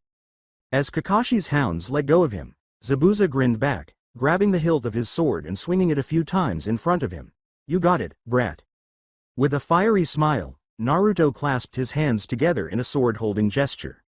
As the fire sword reformed in his hands, he gave a gloomy laugh and charged into the group of frozen thugs. As soon as the blonde started cutting the bandits to pieces, cries of pain and terror rang out. "That's a hell of a kid you got there, Hitaki." Zabuza turned to Kakashi, who nodded while gazing at the carnage Naruto was inflicting on the thugs. All he could do was watch as the son of his sensei tore them to pieces. When Akane calmed herself from the agitated state she'd put herself in during her tirade, the Biju could only look at their oldest sister with something like fear. They had just heard something that none of them wanted to believe. They all did not want to think that they might be taken from their hosts and made to reunite with the vile Ten Tails once more. However, if it were true, they would need to be on guard for their own safety as well as the safety of their Jinchuriki. A voice that had been quiet until now asked, "Who are they?" Akane turned to face Saiken, the only person in the group who had remained silent during the whole time they had been in the shared mindscape. The slug turned human resembled her sisters in appearance, but because she was the six-tailed slug, she was powerless to stop her skin from turning pasty white instead of fair or tan like many of them did. She was dressed in a black kimono with red sparks scattered across it, which made her skin appear even whiter than usual. The kimono was partially open to provide a clear view of the valley between her enormous breasts, which again annoyed Akane. Her eyes were a pale yellow, her hair was a pale blue, and she had 6 tails that swayed languidly behind her. Akane let out a sigh of relief, glad that someone was taking the current state of affairs seriously. They I referred to are a group of S-ranked missing nin. Each are highly powerful and extremely skilled in their various arts. They were able to capture most of us in the previous timeline. My own host was just barely escaped being captured before the group started the Fourth Shinobi World War, she said with a serious expression on her face. After Akane finished explaining, there was stunned silence. They all had questions that needed to be addressed before deciding what to do, even though they now understood the potential threat posed by this group. With a slightly uneven voice, Saiken inquired, "What is the name of this group?" "It's Akatsuki." Shukaku, who was now massaging her head as though it were in pain, gave the response instead of Akane. "Imouto?" Akane inquired, wondering how the Shukaku of this timeline could be aware of a group that had not yet appeared. "How did you know this?" Shukaku replied, "I'm unsure," while still massaging her head. Her stutter had improved a little since she first arrived, but she continued to look paler and appeared to be struggling to stay upright. "But my H-host has had that N name running around in her H-head for the last month or so, and she has been T-training more often T2. T that is not S something G Gaia does a lot of. S she usually P prefers to L let my sand do the F fighting for her." Akane paused before grinning, thinking that if what was happening with Gaia was what she believed it to be, it had greatly reduced the workload for Naruto, Tenten, and herself. To be certain, though, she would need to meet the girl. Getting out of her head, Akane said, "Well, as Imouto said, the group in concern is named Akatsuki." Returning to the topic at hand. It consists of 9 missing nin, all of them highly trained and specialized. A 10th member runs the group from the shadows and was just barely defeated by my host in the war. Isobu remarked, frowning and crossing her arms, "You've mentioned your host several times now, but we haven't actually heard his or her name yet." With a sly smile, Akane turned to face Shukaku, who appeared perplexed as to why she was focusing on her. "Would you like to answer? My host met yours on more than one occasion in the previous timeline, and if my assumption is right then Gaia should know his name." After a moment of confusion, Shukaku thought of a name. "En Naruto Yu Uzumaki, that's your host's N name." Now that her theory had been validated, Akane grinned and nodded, looking around at the other members of the curiously observing group. She produced an image of Naruto for everyone to see and waved her hand, saying, "Yes, my host's name is Naruto Uzumaki." Akane sighed wistfully as she gazed at the picture of her boyfriend, who made her happy and proud to be his teacher. "I have already begun training him for the upcoming threat. He was a cage-level shinobi by the time we came back and has been training hard to regain his skills. He was just out of the Shinobi Academy at this time originally and was already approaching low Chunin in strength. This time he is already at that and is rapidly approaching Jonin level." However, some members of the group did not ignore her sigh. "She found a man around that time." Chomei grinned, "I was starting to believe she swung the other way. It's a wonder she hasn't found someone before, but given the looks on this one, I can understand," Matabi thought. rolling her eyes in amusement as her gaze swept over the picture of Naruto, admiring his good looks and growing muscles. What makes this one so unique? Narrowing her eyes at the blonde's image, Isobu thought. How is his strength increasing so quickly? When Akane went on, they were startled out of their reverie. Naruto is already strong enough to go against and hold his own against most of the Akatsuki, and that is without using techniques he knew before the time jump. The others stared in shock at Akane. If her claims were accurate, their Jinchuriki would have to go watch themselves if they ever disagreed with the blonde. Naruto is going to stick to the way things originally went for a while since we have a bit of time before things pick up, she said. She waved her hand once more and produced pictures of the girls, saying, already we are making plans and allies for when we need to start making changes to the timeline. The most notable are Tenten and Anko Midarashi. Tenten is a childhood friend of Naruto's, often helping hide him from the villagers when things got rough for him, and was caught up in the chakra used to send us back and has since been helping us prepare for what is to come.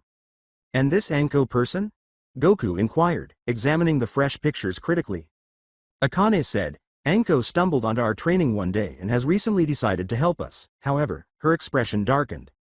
She turned to Shukaku and said, let's start with you, Imoudo. I want to know more about your Jinchuriki and what they can do. Shukaku nodded and waved a trembling hand, conjuring up a picture of a young girl with long red hair and dark rings around her jade-green eyes. Gaia was dressed in tight black shorts with a white sash tied around her waist and a dark long-sleeve shirt underneath a dark brown vest. She carried her usual gourd on her back. 1. As Shukaku told the group, this is my H-host. Subaku no Ji Gaia. She's the youngest child of the 4th Keizage and is ranked as a genin. She is heartless and kills without any mercy. However, she has made a remarkable change in the last month since she became a genin. She no longer relies solely on my sand to defend and attack, and now physically trains more often and has been developing several high-powered techniques. Ji Gaia also has been less cold towards those she is around and has been more considerate for her siblings' safety. Given what she could recall from the few glimpses she had of Naruto's memory, Akane nodded in agreement with the description, which seemed to fit Gaia's personality. Although she was ruthless toward her adversaries, she was more cautious and considerate of those she cared about. Shukaku's description supported her theory even more. She inquired, and her skill level, to find out if the girl had become any more powerful than she had been in the first timeline. After giving it some more thought and flinching, Shukaku started massaging her head once more. About high Chunin level over all without my help, and like I said before she's developing several high P-powered jutsu. Akane gave a contemplative nod. Gaia was growing stronger, and they would have a serious issue when the girl came to Konoha for the Chunin exams if Akane's theory about her wasn't the cause of her odd behavior. Next, she listened to Chome. She needed to know whether she and Tenten needed to expedite their plans for her and how things were going with the Jinchuriki of the Seven Tails. What about Fu, Chome? Any changes I should know about? The beetle's face darkened. Akane was aware that her friend and Jinchuriki were receiving treatment comparable to Naruto's, but she was unaware that things had recently gotten worse. When Chome waved her hand, a picture of a girl wearing a tight pair of shorts and a white tank top with orange eyes and bright green hair appeared. The girl had a red container strapped to her back. If someone had wrapped Fu in a kimono and removed the container from her back, she and Chome might have been mistaken for sisters by an uninformed onlooker who saw them side by side. Akane arched an eyebrow in curiosity. Things with my host are not going so well. As Naruto cut through another bandit, bile rose in his throat. The fire sword cauterized the wound before the thug could bleed out, so there wasn't much blood from it. However, the wound was still deep enough to kill the man, and like many others before him, he fell to the ground. He simply did not like to kill, but he could make an exception. His anger meter brimmed to overflowing, with men like the ones he was butchering now, men who would go on robbing, raping, and killing without regret. These men needed to be put down, no matter how, as long as they were no longer a threat to others because of the terrible things they had done in their lives. Another thug, with his spear up and poised to attack, came toward him, and he turned and cut his throat. The thug collapsed, gripping his neck, a little blood dripping from the burned skin. Naruto quickly resisted the urge to vomit, turned around, and resumed his carnage on the foolishly charging thugs. With his eyes impossible to see through his sunglasses, Gato watched in horror and amazement as his men were slain. The better word to describe what was happening to his army of more than 100 men was massacred. And all at the hands of a 13-year-old child. It was unthinkable. It wasn't supposed to be impossible. Unaware that it was the worst, and final, mistake of their lives, Gado's men had responded in kind by closing in on the blonde as soon as the shock of the blonde charging at them like he had worn off. The would-be wave dictator muttered, monster," as he started to slowly back away in the hopes that the creature that was destroying his men wouldn't notice him. He could gather his belongings and leave Wave and his home base as soon as possible if he could return to the boat. A voice behind the small man said, "Going somewhere, Gado?" as his back struck a hard object. Gado turned to the owner of the voices, barely able to control his bladder before he could embarrass himself further. Zabuza Momochi stood in front of him, comfortably carrying the monstrous sword he wielded over one shoulder and covered in bite marks from the Konohajanan's hounds. He also didn't appear content. Zabuza, gulped the little criminal. With a demonically cheerful tone, Zabuza questioned, "You weren't planning on leaving this little party without a proper goodbye, were you?" The Nuke Nin finished by raising the monstrous cleaver from his shoulder and leveling it with Gado's throat. "After all," he said, raising the midget in his free hand, "the fun's just begun." Gado swallowed and placed a tiny hand on the person supporting him. The terrified midget hung from the man's hand and shook uncontrollably, saying, "And now Zabuza, I'm sure we can work something out. I'll give you anything, money, land, women, even an army if you need it. Just don't kill me." There was a low, malevolent chuckle coming from Zabuza. "Sorry, but I don't have a need for women, have one waiting for me back in Kiri. No need for land, I'm not a farmer or anything of the sort. I can have an army if I really needed it within a month or two. And your money is no longer of any value to me." With his body tensed in terror at the declaration, Gado questioned, What do you mean? If he couldn't buy his way out of this, then?" Zabuza exclaimed with joy, "Oh, did you not hear? Haku and I are joining Konoha." Beneath the bandages, he made a visible smile and said, "That blonde Gaki currently slaughtering Norman gave us a particular piece of information yesterday and offered us a place in Konoha. But don't worry, I'm not going to kill you." Gado, who seemed to have missed the extra emphasis Zabuza used, asked in relief, "Why you're not?" Zabuza looked over Gado's head and said, "Nope," his eyes darkening with a glint of evil and his grin widening. The screams that had been coming for the past few minutes abruptly stopped making noise in the vicinity of them. Gado turned his head slowly, his stomach churning with fear, to see a horrifying scene. Surrounded by the charred and mangled remains of his men, the blonde Konoha shinobi stood by himself on the bridge. The blonde's hair now appeared to be accentuated with red streaks from all the crimson liquid that had fallen on it, and the little blood that had been there from the wounds of various thugs covered him from head to foot. His deadly eyes rested on the blade in Zabuza's grasp, while the flaming blade he wielded hung loosely at his side. Zabuza uttered the simple words, "He is," just before Gado felt himself ascending higher and then being launched through the air. When Naruto saw the small businessman flying through the air, he smiled and lifted the fire sword, ready to cut the man to pieces. However, as soon as he had crossed the halfway point between himself and Zabuza, an arrow shot through the air, landed in the middle of the little man's head, and changed his body's trajectory so that it crossed the bridge's edge. Naruto was so taken aback by the sight of the arrow that he lost focus on his jutsu and exploded in his hands again. Naruto turned, gritting his teeth in agony, to see a scene he was familiar with from the past timeline. All of the Wave villagers were standing there, fully armed with pitchforks and other weapons. With the bow that was used to shoot Gado still in the air, Inari stood at the head of the group. The boy himself glanced at the bow he was holding for a moment before turning to face where Gado had been. Oops," he said, with a sheepish smile. Like the last time Inari had inspired the villagers to unite against Gado, Naruto laughed wearily at the child. From across the bridge, he heard Zabuza chuckle, "Oh, this is just too good. The little pipsqueak got taken out by another pipsqueak," he said. The villagers burst out laughing at this, and Inari flushed with shame. Naruto was about to say something when his vision blurred and his body started to burn with a sharp pain. He heard Anko yell in concern as Kakashi hurried to his side, and the last thing he saw before fainting was the worried expressions on everyone's faces. Akane became enraged with the Takigakure villagers. She was aware that the treatment of Fu by Taki's people was not much better than that Naruto had endured at the hands of his own villagers, but she was still motivated to tear the Waterfall village to pieces after hearing her sister's recent revelation. After taking a deep breath to calm her destructive thoughts, she asked, "Are you sure of this?" "Very," Shomei replied. "Fu's resolve is strong, but with this recent attack against her, I fear she may very well give up." Akane let out a sigh as she considered what Shomei had just told her and the others, and whether there was anything she could do to help the poor girl. She recalled that Fu was among the first people taken prisoner by the Akatsuki. Chome, she said, make sure Fu doesn't give in to her doubts, and if at any time either of you hear a word of people wearing black cloaks with red clouds on them, make sure she gets out of the area as quickly as she can. She said, looking into her sister's eyes with an intensity she had never used before. Isobu interrupted Akane with a frustrated voice, oh, spare me from all this. The three tales caught everyone's attention. Squinting at her least favorite sister once more, Akane said, you have a problem with something, Isobu? Police, Isobu said, emphasizing the word to convey her obvious skepticism about the circumstances. She crossed her arms haughtily and said, as if there was any force on the planet that could manage to capture us, let alone control the Jubi. Akane looked at the turtle in disbelief and asked, is she really that conceited as to believe that nothing can harm us? Before she had a sudden thought, she asked herself. Naruto-kun, she said, biting her lip as her eyes grew wide with concern. She reasoned that Naruto was obviously not feeling well and that something had happened.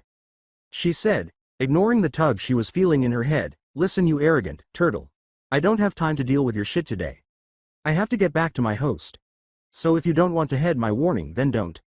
I won't be there to help you if you get caught, it happened last time and it will happen again. Before letting her awareness slip back into Naruto's mind from the joint mindscape, she said, I will call you all again when I can to finish this meeting. As a result, the others were left there, each of them smirking, Isobu, frowning thoughtfully, or maintaining a blank expression, Kakuo. Isobu exclaimed, good riddance, just before she was hit by a lot of murderous intent. As she caught her breath, she turned to see that all of her sisters, aside from Kakuo, had returned to their Biju forms and were menacingly staring at her. There was a peculiar sparkle in Shukaku's eyes in particular. Mercy? She said, almost pleadingly, as she gradually withdrew. Before they started chasing her through the mindscape, they all said, nope. The three tails' cries of agony were all that could be heard for the next few seconds, and they left behind a writhing, moaning mass of bruised flesh after everyone else had returned to their hosts. Konoha. Tenten sighed sorrowfully as she lay on her bed, twirling a kunai absently in her hand while gazing up at the ceiling. She had nothing to do but train with her team or work in her family's shop since neither Naruto nor Akane were in the village to train or hang out with. Although she loved her team like family, she needed some space after enduring two's excessively cheerful and joyous attitude and the other's serious and cold one for almost 10 years. Besides, it was her team's day off. In addition to that, she didn't feel like working in her family's store today. Tenten was left with nothing to do, so she spent her time spinning a kunai by the ring on its handle and staring at her ceiling. To put it plainly, she was bored. Oh, how she wished Naruto would return home quickly from his mission so that her life wouldn't be so dull right now. She suspected that her boyfriend and another Naruto fan would be planning some surprises for her in the village when they returned. Even though she wasn't there, Naruto always seemed to make her day better, so she smiled and giggled a little. Break. The sound reverberated throughout Tenten's room, and her head snapped to her bedside table. There was a picture and a small lamp on the table for her nighttime reading. She, Akane, and Naruto were shown in the photo shortly after their return. On a park bench, Tenten and Akane were seated on either side of Naruto. The blonde had his arms around their waists, keeping them close as they rested their heads on either shoulder. He had a gentle smile and a protective expression on his face, while the girls' faces were adorned with joyful, contented smiles. The photograph caught a genuine moment that showed the three of them were content and would work together to overcome any obstacle. However, Tenten's focus was on the crack that now ran down the middle of the picture, straight through the section that contained Naruto, rather than the contents. As her hand reached to grasp the region above her heart, her eyes widened in terror at the dire omen, and she turned her head to face the north gate that was visible through her window. Please, Naruto, stay safe. As soon as Akane entered the mindscape, she realized something was amiss. The wind howled all around her, chilling the mindscape's normally peaceful and warm air and causing rain to pour down. There were only two reasons why the mindscape did this. The first was whether he was experiencing emotional distress, as he had been the evening of his altercation with Inari. The second question was whether he was physically hurt. Akane was unaware of what had transpired with Naruto following his altercation with Haku, but she could tell that this pain was primarily physical rather than emotional. What on earth is happening? As she lifted her arms to protect her face from the pelting rain, she thought in confusion. Where are you, Naruto? She attempted to reach the blonde but received no response. When she tried again, she received nothing. Akane started to worry because Naruto had never before failed to answer her calls, even when he was exhausted from training and barely conscious. She heard it just as she was about to manually drag Naruto into the mindscape. A low groan of pain was barely audible over the howl of the wind. Naruto. As she started to rush in the direction of the sound, Akane thought anxiously. Because of the strong winds that slowed her down, it took her several minutes to get to Naruto's location. She was not reassured by what she discovered when she reached him. Naruto sat there, hunched over against a tree, his eyes squeezed shut in agony, his face ghostly white and drenched in perspiration as his body ached. Naruto-kun, she cried anxiously as she knelt beside him. With a strained voice, Naruto grunted, Akane-chan, is that why you? She took hold of his head and slowly lowered him until his head was resting in her lap. It is, Naru-kun, she said. What happened? She asked in a whisper as she began massaging his wet forehead and did everything she could to ease his discomfort.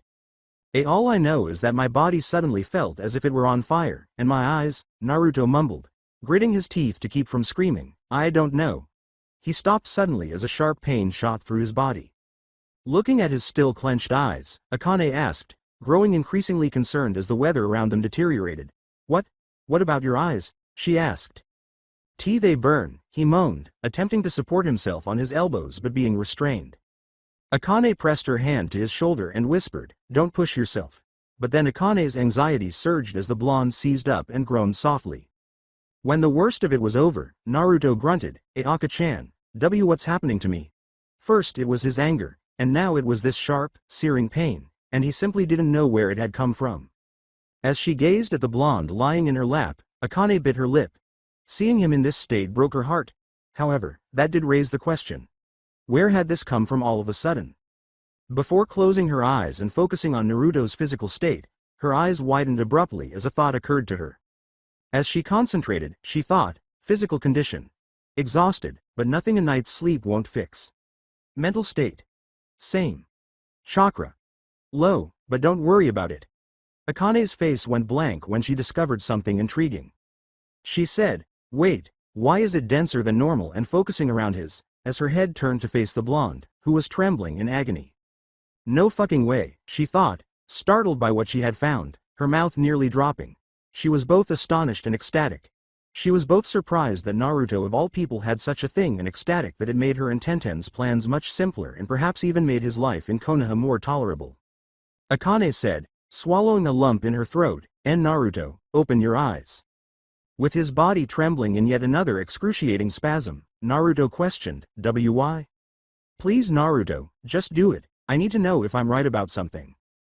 Akane heard a tiny grunt of pain in return, and he saw Naruto open his eyes gradually. We are in a forest clearing close to the village of Konoha. The sun was shining brightly through the canopy above, and a slight breeze caused the leaves to rustle in a pleasant way as the swish, thunk. An enraged voice screamed, you've got to be kidding me. As two blurs sped through the treetops. One of them, much bigger than the other, caught the kunai that had lodged itself in a tree trunk during its passage. Tenten frowned as she jumped from tree to tree, trying to find her prey. She threw another kunai at her target's blurred form, but it missed as it suddenly flew out of striking range. Out of all the missions I could have gotten, it had to be this one, she swore to herself. How come I can aim and hit an enemy ninja 10 meters away without even looking and still be in the area I was aiming for, but when I'm actually focusing on it, I miss a target that is 5 times smaller but just as deadly? She questioned her sanity for accepting this mission as she asked herself this question. The mission she was so angry about? Capturing the Fire King's wife's most despised feline. All Konoha genin teams were plagued by Tora, the devil cat. As they continued their game of chasing the cat through the forest, Tenten's eyebrow twitched wildly at the tiny creature, who was now snickering at her. Tenten sped up to try to catch up to her target, thinking, I must not have been paying attention to just what I was accepting when Hokage-sama handed me the mission scroll. She had spent the remainder of the day and the majority of the night in her room after getting the bad omen about Naruto the previous day. Her anxious mind was generating a variety of scenarios about what might have gone wrong with her if they turned out well for the young Jinchuriki. Accordingly, Tenten had shown up in the Hokage's office with a mission request as soon as the doors had been unlocked that morning, exhausted and unbelievably stressed. Naturally, she hadn't wanted anything particularly challenging, but rather something time-consuming, something that would distract her from her boyfriend, and something that she wouldn't require the help of her team. Naturally, she had omitted that final detail from her request because neither of the three people in the relationship wanted that specific aspect of their lives to be publicly known just yet. When the old Hokage noticed that the girl with the bunny hair was under stress and clearly upset about something, he granted her a solo D rank.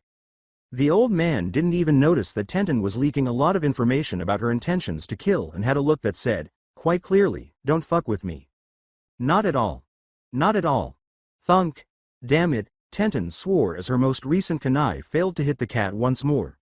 The cat was now giving her a big, sly smile, if a cat could have such a smile. The panda-haired girl yelled to the sky, Naruto, you and Akane had better get back to the village soon, as they started chasing again. 2 days later, on the bridge in Wave, Tazuna addressed the Konoha team solemnly, saying, on behalf of the people of Wave, I would like to thank you all for what you have done for us in our country. Standing behind them, Zabuza and Haku were more than happy to let the Konoha contingent enjoy the attention from the sizable crowd that had come to bid them farewell. Without your help our bridge would never have been completed, and Gato would still be in power. Kakashi looked sheepishly at the large crowd in front of them and said, it was nothing, really. We were only doing our jobs.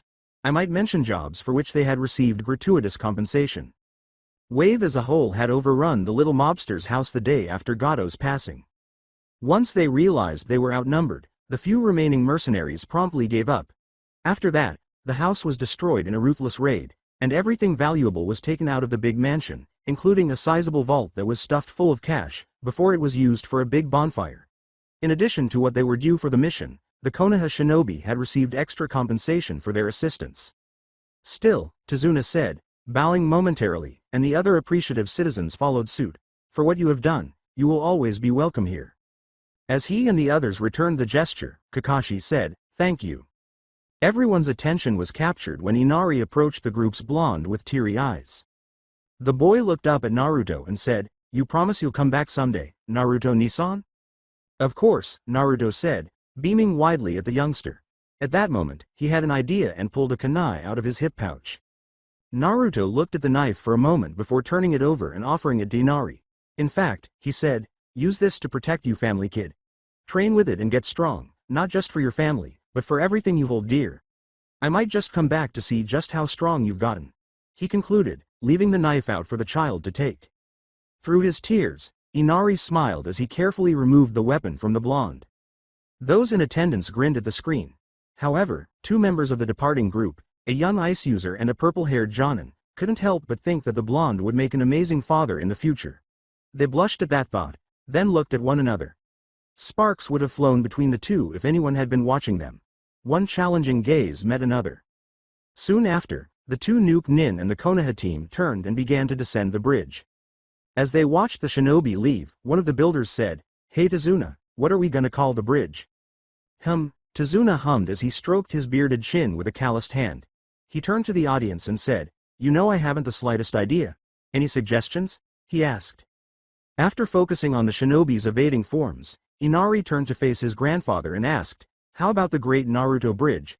While glancing down at the kunai he was holding. Maelstrom, thought Tazuna. Maelstroms have long been associated by great changes made to the world. Naruto, that boy, carries that very name and has proved that he is just as his name says.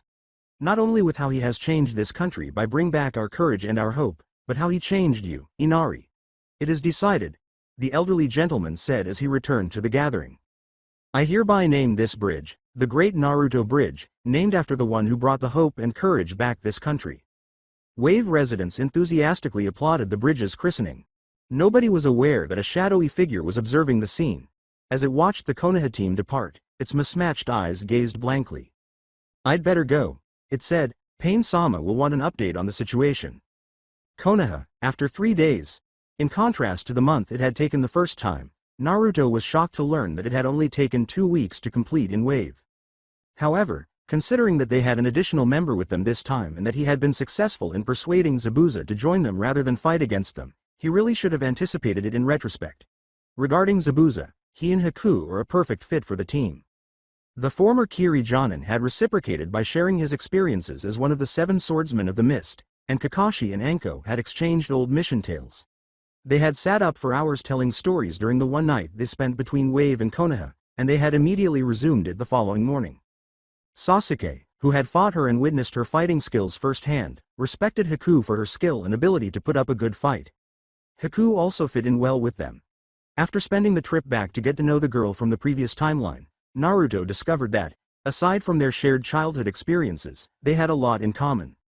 Growing up in a farming community prior to unlocking her bloodline, Haku shared Naruto's love of gardening and was quite knowledgeable about the different plants and animals that lived in the elemental nations. If what she said about once tending to a large garden and seeing it thrive under her care was any indication, she was also incredibly adaptable when it came to taking care of them. She also had a strong preference for ramen. Of course, this had nothing to do with Naruto's addiction, but even for an Uzumaki, his appetite for the dish was legendary. Sakura was the only one who didn't seem to get along with either of the two new shinobi. As they made their way back to Konoha, the girl was seen glaring at both of them. The reason the pink she-banshee disliked the two newcomers was obvious to anyone. Because Sasuke would actually lighten up around her and speak to the young ice user as if they were close friends, Sakura disliked Haku. Haku posed a threat to Sakura's fangirl mind in the competition, if it could be called that, for the Uchiha's affections. She didn't even realize that the blonde with the whiskers had Haku's full attention.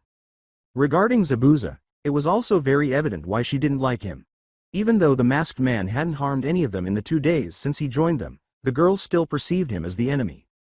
Fortunately, the fangirl chose to remain silent for once and kept any hurtful remarks she might have made about the two to herself. The pink howler monkey was a welcome departure from the norm for the other members of Team 7. Anko, Haku, Zabuza, and Team 7 were standing in front of the Sandame's desk, but that was all in the past now. As he completed delivering the mission report, Kakashi barely moved back into line. For a long time, the elderly Sarutobi gazed at them thoughtfully as he considered what he had been told. After a few minutes, the Hokage finally spoke. So in short, he said slowly, clasping his hands in front of his face and resting his elbows on his desk. You ran into a pair of B-ranked missing nin from Kiri, who were hired to go after the client and who 2 of your students fought and soundly defeated. Then you continued on after allowing your students to decide what should have been your decision, and later met and fought with Zabuza Momochi, a ranked missing nin of Kiri, the famed demon of the mist, who was also hired to kill the bridge builder should the demon brothers fail. He looked suspiciously at the bandage-wearing man as he spoke. Although he flinched when the Hokage glared at him in addition to the additional emphasis, Kakashi was only able to nod in response. He glanced at the nodding girl and then the blonde with the sheepish smile before saying, and his partner, who Naruto met after spending a night in the surrounding forest. Hiruzen concluded, arching his brow at the team and visitors, they were somehow convinced to work with you by our resident prankster before you put up a pair of mock fights to lure the suppressor of Weeb, Gato, out so they could assassinate the very man they were working for, correct? Kakashi nodded to the Leaf Leader and said, pretty much, yes. For the first time, he was serious and his orange book was out of sight. And after everything in Weeb was taken care of, Zabuza and Haku here, he said, pointing to the two who were now upright, asked for asylum in Konoha as they have tired of living life on the run. Kakashi replied, observing that Naruto's back was now perfectly straight and his pupil was looking at the Hokage gravely. That's the sum of it. To avoid an accompanying migraine, the elderly Sarutobi sighed and squeezed the bridge of his nose. The old man sighed and said, what am I going to do with you, Naruto? Though the challenge was evident in his eyes, Naruto responded jokingly, allowing the slightest of smiles to play on his lips. You could just do me this favor and call it even. The Hokage smirked back, challenging, and why would I do that? Oh, I don't know, but I certainly know what would happen if it were let slip that you hide a certain book series in the top right drawer of your desk. Naruto's grin grew wide and feral as a mischievous expression blossomed on his face. His smirk grew as he saw the Hokage look noticeably pale at his obvious threat. Almost immediately, the Hokage began to perspire. He didn't know how Naruto found his hidden supply of Icha-Icha, but he didn't want certain female parties in the village to find out. Sarutobi smiled nervously and stammered, and no need for that. As Naruto shamelessly and ostentatiously blackmailed the Hokage, of all people, into doing what he wanted, the others could only look at the two in shock. But Zabuza grinned at the blonde under his bandages. There was no doubt that living in Konoha would be interesting. As Akane roared with laughter in his mind, Naruto grinned inwardly at the elderly man and performed a little victory dance. You sure know how to get a person to do what you want, he said. Given his current companion, he nearly snorted in response, but refrained. Aka-chan, years and years of practice. Yes, well, Hiruzen said, coughing into his hand before getting to his feet. The elderly man bowed to greet the two and said, "Zabuza Momochi, and Haku Yuki, it is my pleasure to welcome you to Konoha and formally offer you asylum within her walls." Zabuza merely grunted back, and then Haku slammed her fist into his head, then turned to face the Hokage and bowed deeply. "Thank you, Hokage-sama. It is an honor to be here and we are forever grateful for your offer." "Think nothing of it, Haku-san," the Fire Shadow said, lighting his pipe as he grinned at the girl. "I can imagine that it would not be pleasant to be living the life you have for the last few years, and it would be a bad decision on my part to allow a pair of people with your skill sets to continue living in such a way. And Konoha has a lot to offer you, should you choose to stay." With a slight frown from the majority of the others, he turned to the Kiri swordsman and said, "However, while I can give Haku her kunoichi status without much fuss, seeing as she has never been a registered ninja, you, Zabuza, are not so lucky." He raised his hand in response to the approaching protests. He told them, "It's just the way things go," and then he turned back to Zabuza. "You shall be taken to the Anbu headquarters and questioned about various things from your defection from Kiri to how you came to be in Konoha. After which you will serve a probationary period of 3 months, during which you will be carefully monitored for any signs of treason on your part. Is that acceptable?" Zabuza shrugged after giving it some thought, but a furrow formed on his invisible brow. "Could be worse, I guess. I do have one request though." With a raised eyebrow, Sarutobi questioned, "Oh, and just what would that be?" Zabuza pointed to a bewildered-looking Naruto and said, "After the probationary period I would like to help in the training of the blonde Gaki. I noticed a few things off with his stance when he was fighting Haku and I would like to help correct them." The Hokage said, "Very well," and then he went back to his desk and took out a document. But before he spoke, he gave Enko a questioning glance. Before she saw the Hokage's stealthily glance at Sakura, Enko managed to get his attention. She answered his silent question by shaking her head in the negative while letting out a soft sigh. Sakura was genuinely hopeless if even Enko had failed to save the girl, Sarutobi thought as he shook his head. He pulled himself out of his reverie and said, "Now, even though I am aware that you are a very adaptable ninja, Haku-san, I would like to assign you as a genin." Haku blinked. The statement from Sarutobi surprised even the jonin. Naruto pointed an accusing finger at the elderly man and retorted, "Hey, she's at least Chunin level, old man. Give her the right ranking." Naruto was somewhat upset that he hadn't had the opportunity to take another Chunin exam and obtain the rank, even though he didn't say it and wouldn't unless provoked. It still annoyed him that he was the only genin in his graduating class who hadn't attained the rank by the time the war came around, even though he had been promoted directly to jonin during the conflict. And the fact that someone who was naturally of that rank was not given it troubled him. Hiruzen gave the blonde a laugh. "Naruto, while I'm sure that Haku-san is as skilled as Kakashi reported, and as you stated she is, I would like her to have some experience working with a team of her own, and there is a recently opened spot on one of the genin teams in the village. Who knows, she might make the rank in this year's Chunin exams," he responded. Naruto felt a soft hand on his shoulder just as he was about to respond once more. He turned to see that Haku had taken hold of his shoulder and was gently squeezing it while grinning warmly at him. The girl smiled brightly at him and said, "It's okay, Naruto-kun. If Hokage-sama thinks I should be genin and work with a team before I become a Chunin, then it's okay. Besides, I can always take the exams and gain a normal promotion." Naruto nodded his head and sighed as he looked at the girl over his shoulder for a while. With memories of his time at the academy and his incapacity to perform the standard clone jutsu flashing through his mind, he said, "Fine. It's just that I don't like it when someone is held back for stupid reasons." Akane let out a small, sorrowful sigh as she saw this through the seal, but she also cleared her throat to draw Naruto's attention. She smirked and reminded him, "Naru-kun, let's not dwell on the past any longer than we already have. Besides, we still have business with the old man, remember?" Naruto was instantly back to his former self, smiling maniacally in his head. What he was going to reveal today was going to be a huge surprise to the village. He waited patiently while the Hokage and the 2 new village residents completed the required paperwork. After they were finished, Hiruzen dismissed the team and sent an Anbu to file it. However, the door to the Hokage's office slammed open as a scratched-up and furious Tenten entered, just as everyone was turning to go and Naruto was about to speak. Nor was she alone. Behind her she was pulling a gagged and hog-tied Tora. She rushed past the others without even noticing them, straight up to the Hokage's office, her eyes burning with rage. When she arrived, she swung the rope she was using to restrain the cat and caused it to land on the Hokage's desk. "You sir," she said to the Hokage, who probably hissed if you asked the others, "are a real asshole. I asked for an easy mission, something I could do with my free time to distract myself from my problems, but instead you give me the mission to capture this damn Hellcat. She nearly yelled. It took me 5 fucking days to restrain it, and in the process I lost a good portion of my arsenal of weapons. I expect to be reimbursed tenfold, she raged.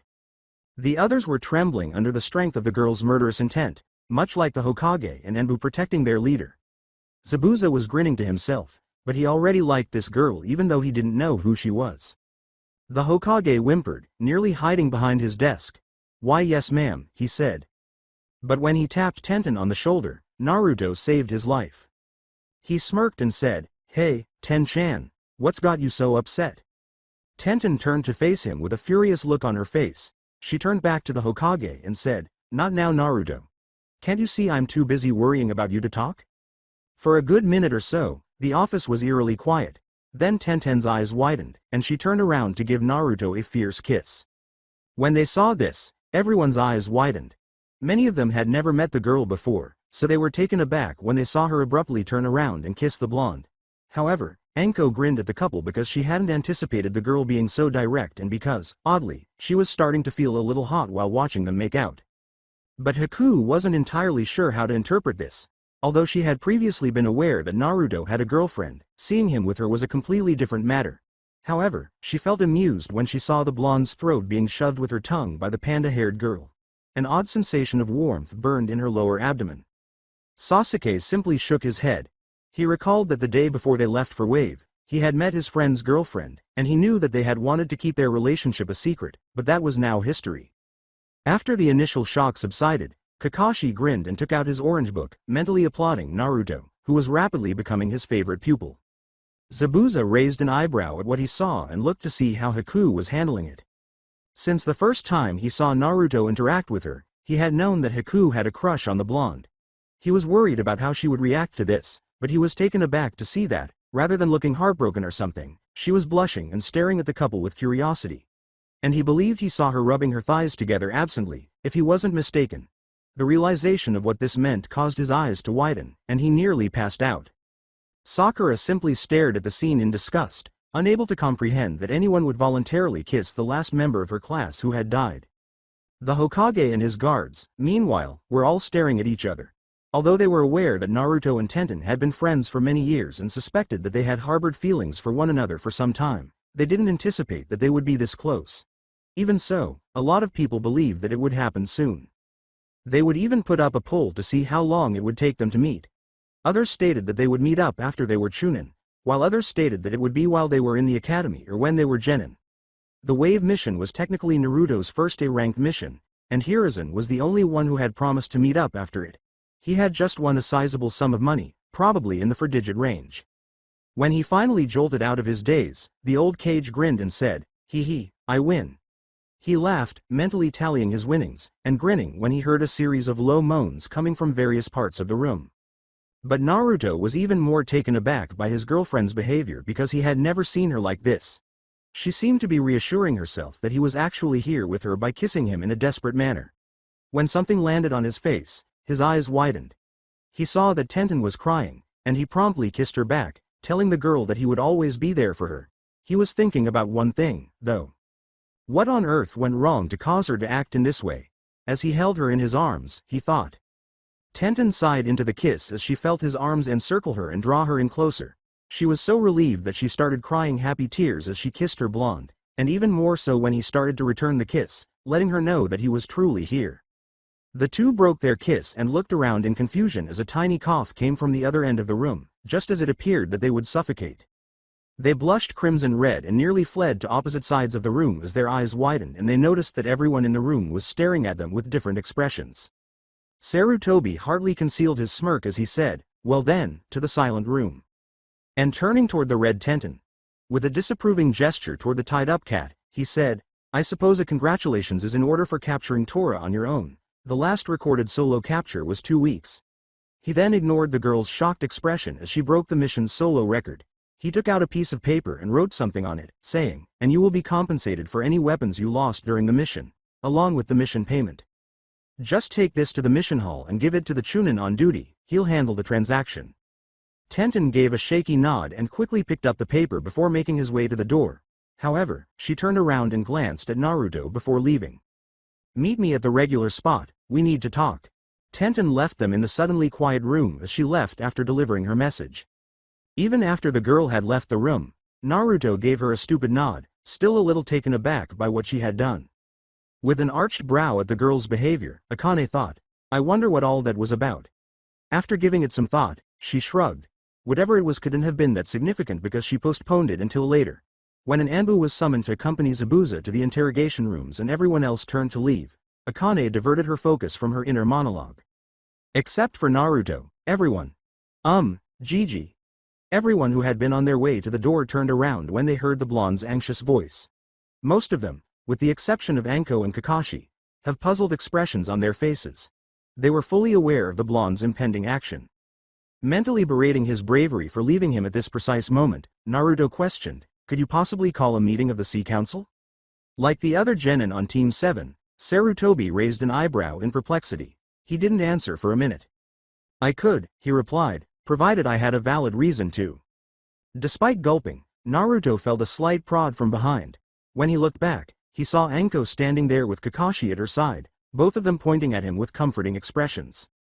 Naruto closed his eyes and directed his chakra towards the Hokage, then turned back to him with a slight nod of gratitude. "Would the emergence of a bloodline never seen before be a good enough reason?" asked the man. The Hokage was quite perplexed by this. What was bloodline's connection to this? "It would," he said, "but one would actually need B blood," as Naruto had opened his eyes.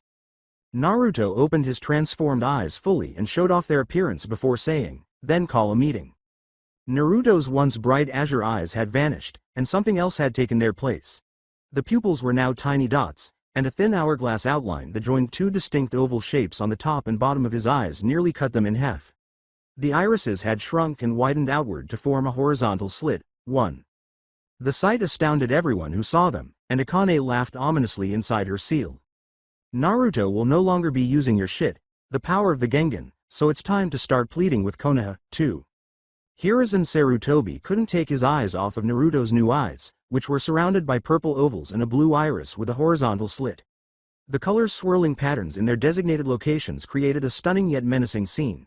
He had never seen such a combination before, and it made him uneasy. At that moment, only one thought was going through his head.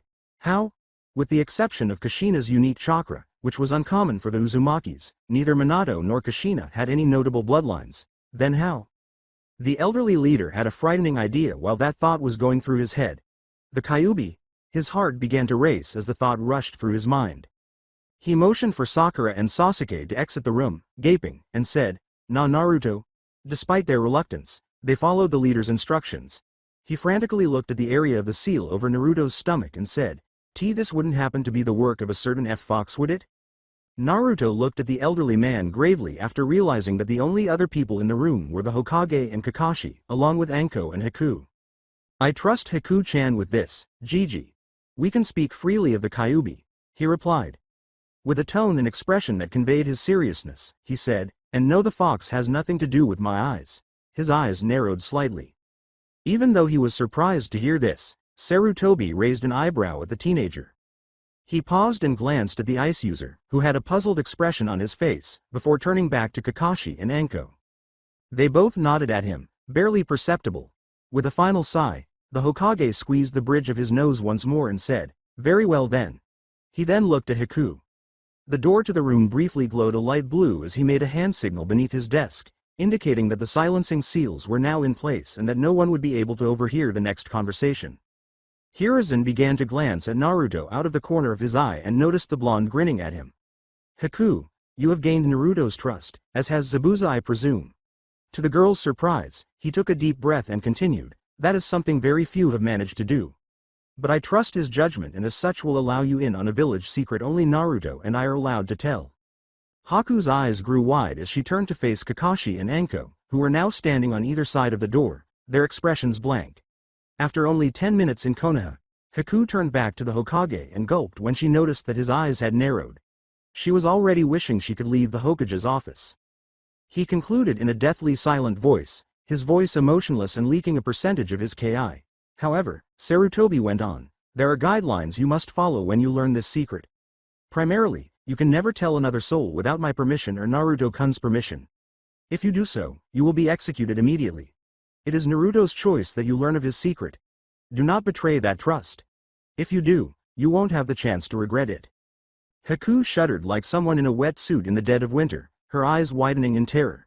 The power wielded by the man who was once referred to as the god of shinobi caused her breathing to increase to almost hyperventilating levels. Haku jerked her head in alarm when she felt a hand on her shoulder, but she calmed down when she realized it was just Naruto frowning at the Hokage. He pointed to his still active, glaring eyes at Hiruzen and said, "I think that's enough, old man. I only want to get this discussion done so we can deal with the inevitable shit-fest the council is bound to throw over this." When he reopened them, they had returned to their typical blue color. As he resisted the chill that threatened to run up his spine, Sarutobi nodded. The intimidation effect was exacerbated by Naruto glaring at him while brandishing his new dujutsu. Even though his voice was a little trembling, Haku's question, "Why you're the Jinchuriki for the Kyuubi no Kitsune, aren't you, Naruto-kun?" saved him from actually speaking. The ice user's question caused everyone in the room to freeze. Just listening to the conversation, none of them could figure out how the girl had arrived at that conclusion. Nevertheless, Naruto let out a resigned sigh. This was the moment of truth. He grabbed the hem of his shirt and pulled it up to reveal his stomach. "I am," he said. By using his chakra, he was able to reveal the seal that contained Akane. Haku found herself staring at a complex seal in the shape of a spiral, despite blushing at the sight of Naruto's muscular chest. When Naruto spoke, she didn't even raise her head. "This is the seal that holds my burden, Haku. I carry the Kyuubi within this seal to protect the people of the village. I was the only birth on the day of its attack, and it was for this reason alone that the fourth Hokage chose to seal the beast into me," he said, continuing to practice the act of understanding his past. Now that he thought about it, he would tell the girl later and Anko as well, since she was now far too involved in the matter to not disclose his true identity. For now, however, he needed to complete an explanation. He concluded by mentally apologizing to Akane for referring to her as an it. "I may hold the Kyuubi in me, but the seal keeps its presence from affecting me. No matter how hard it tries, it won't be able to influence me. I'm just as human as everyone in this room." Haku bent down, looked curiously at the seal, and put a finger at the edge of the spiral-like design affixed to Naruto's navel. "Does the seal prevent you from talking to it?" he asked. "Not exactly," Naruto said, shaking his head despite blushing from the touch. Many of the residents in the room reacted to this response, as evidenced by their hardened and rigid gazes toward the Hokage and the straightening of Kakashi and Haku's bodies. Anko knew Naruto and Akane were doing much more than just talking, so she didn't react at all. When Naruto saw the questions coming, he crossed his arms and dropped his shirt, much to the dismay of two of the group's female members.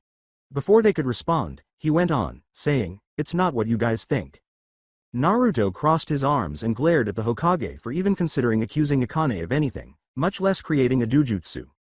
"Yes, the fox and I talk, but it's nothing more than that. It only talks to me when it needs to, nothing more, nothing less. It sensed something was off with my eyes when I was resting after the fight with Zabuza and took a look into it. That's how I found out it had nothing to do with the Gengan." "The old man's right, though," the vixen said jocularly. "I knew the amount of chakra I used to send us back would have some effects on you. I just wasn't expecting this." Akane laughed and said, "Then again, you Uzumakis are full of surprises." "Damn straight," Naruto shot back, maintaining his solemn facial expression. "Gengan?" Hiruzen questioned, and everyone gave him the same inquisitive glance. Naruto turned back to face the Hokage and gave him a sheepish smile. "Yeah, that's the name I thought up for it. It's short for Genjutsugan. Pretty cool, right?" "Reality Eye," observed Hiruzen, raising an eyebrow in thought. "Am I to guess your dujutsu has something to do with illusions and whatnot?" asked he. Hiruzen looked to Anko and Kakashi for confirmation, and they nodded before the cycloptic Jonin moved forward and cleared his throat. Naruto nodded. "Yeah, when I found out about it I had Anko and Kakashi-sensei try a few genjutsu on me while it was active, as a test. There were some pretty interesting results."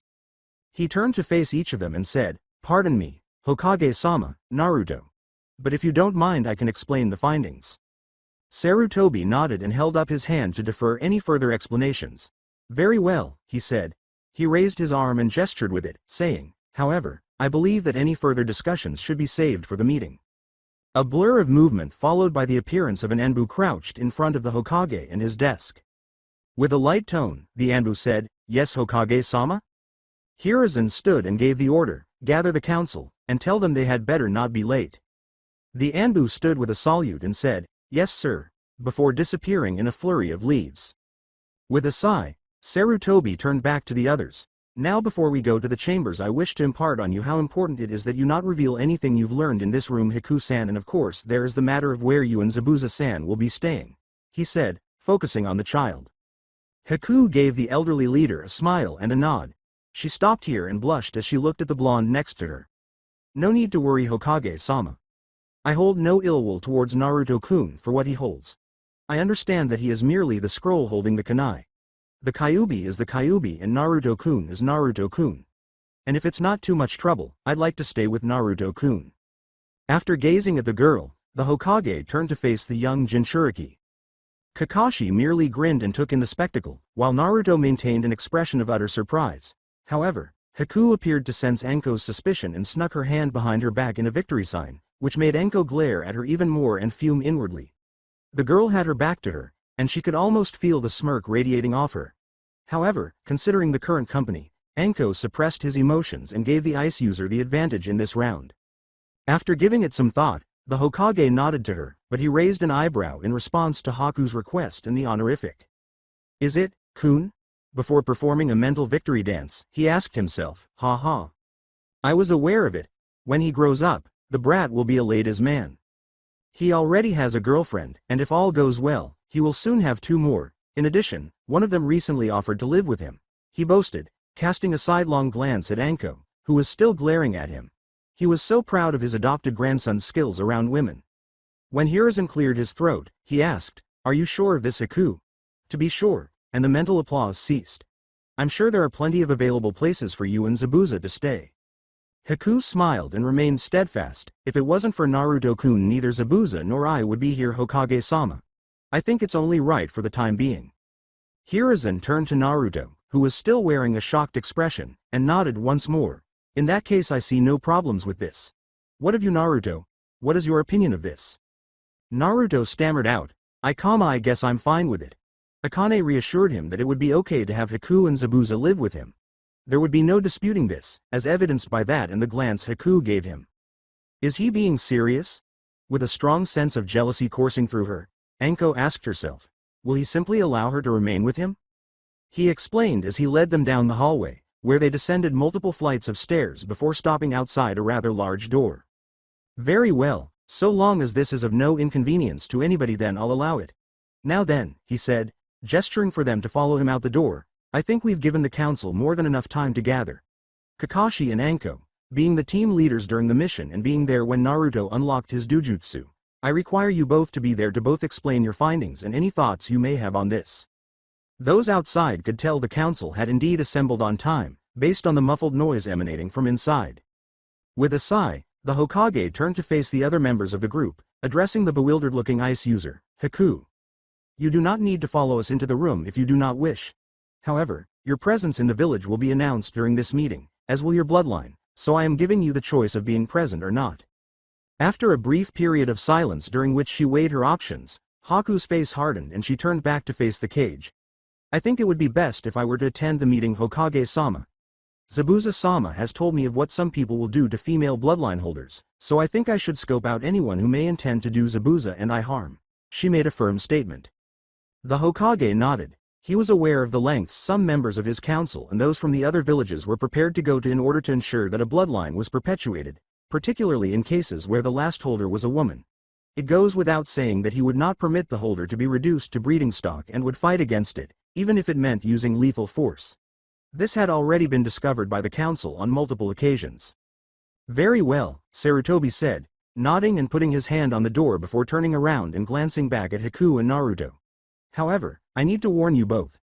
If at any point in this meeting, or any time afterwards, either of you are approached by a man my age, covered with bandages and only has one eye, stay away from him, and come tell me about it. It doesn't matter what I'm doing at the time.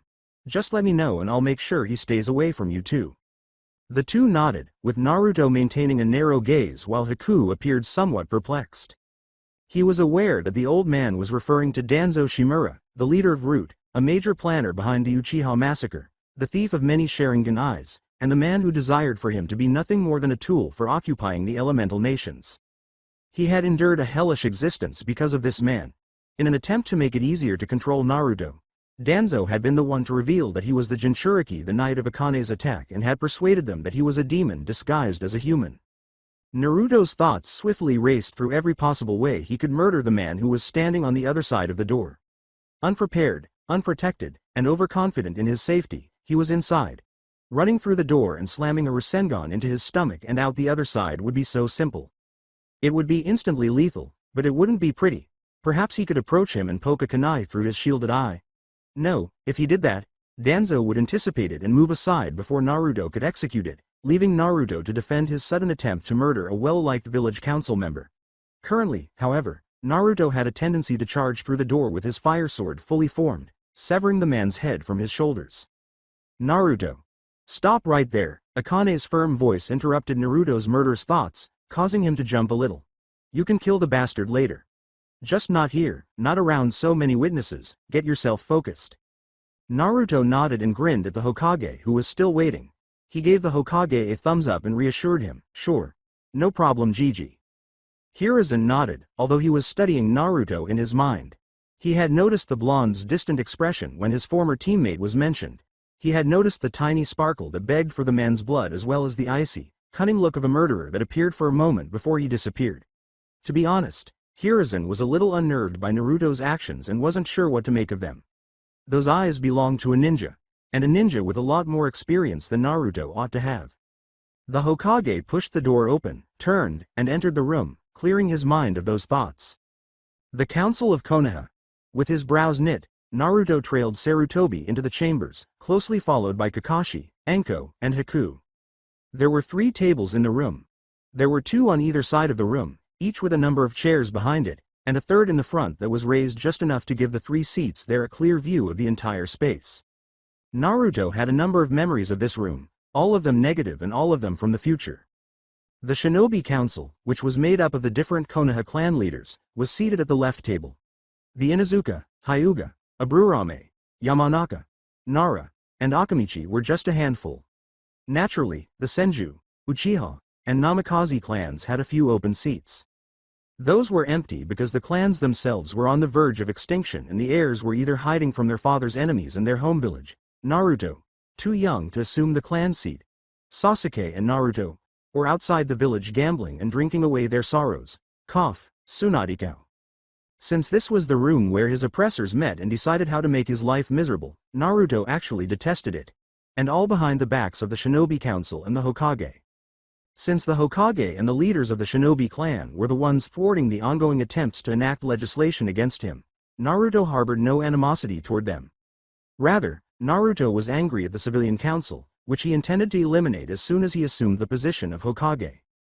When the results showed how much of a mockery they were turning her grandfather's village into, Tsunade had even started a thorough investigation into the civilian half and had been planning to get rid of them. Slave trafficking, bribery, deception, and even the gall to order the village ninja around behind her back as if they were common servants were just a few of the many atrocities that occurred. Just a few days prior, Tsunade had made plans to eliminate them when the war started in earnest, giving them the opportunity to hold on to power for a little while longer.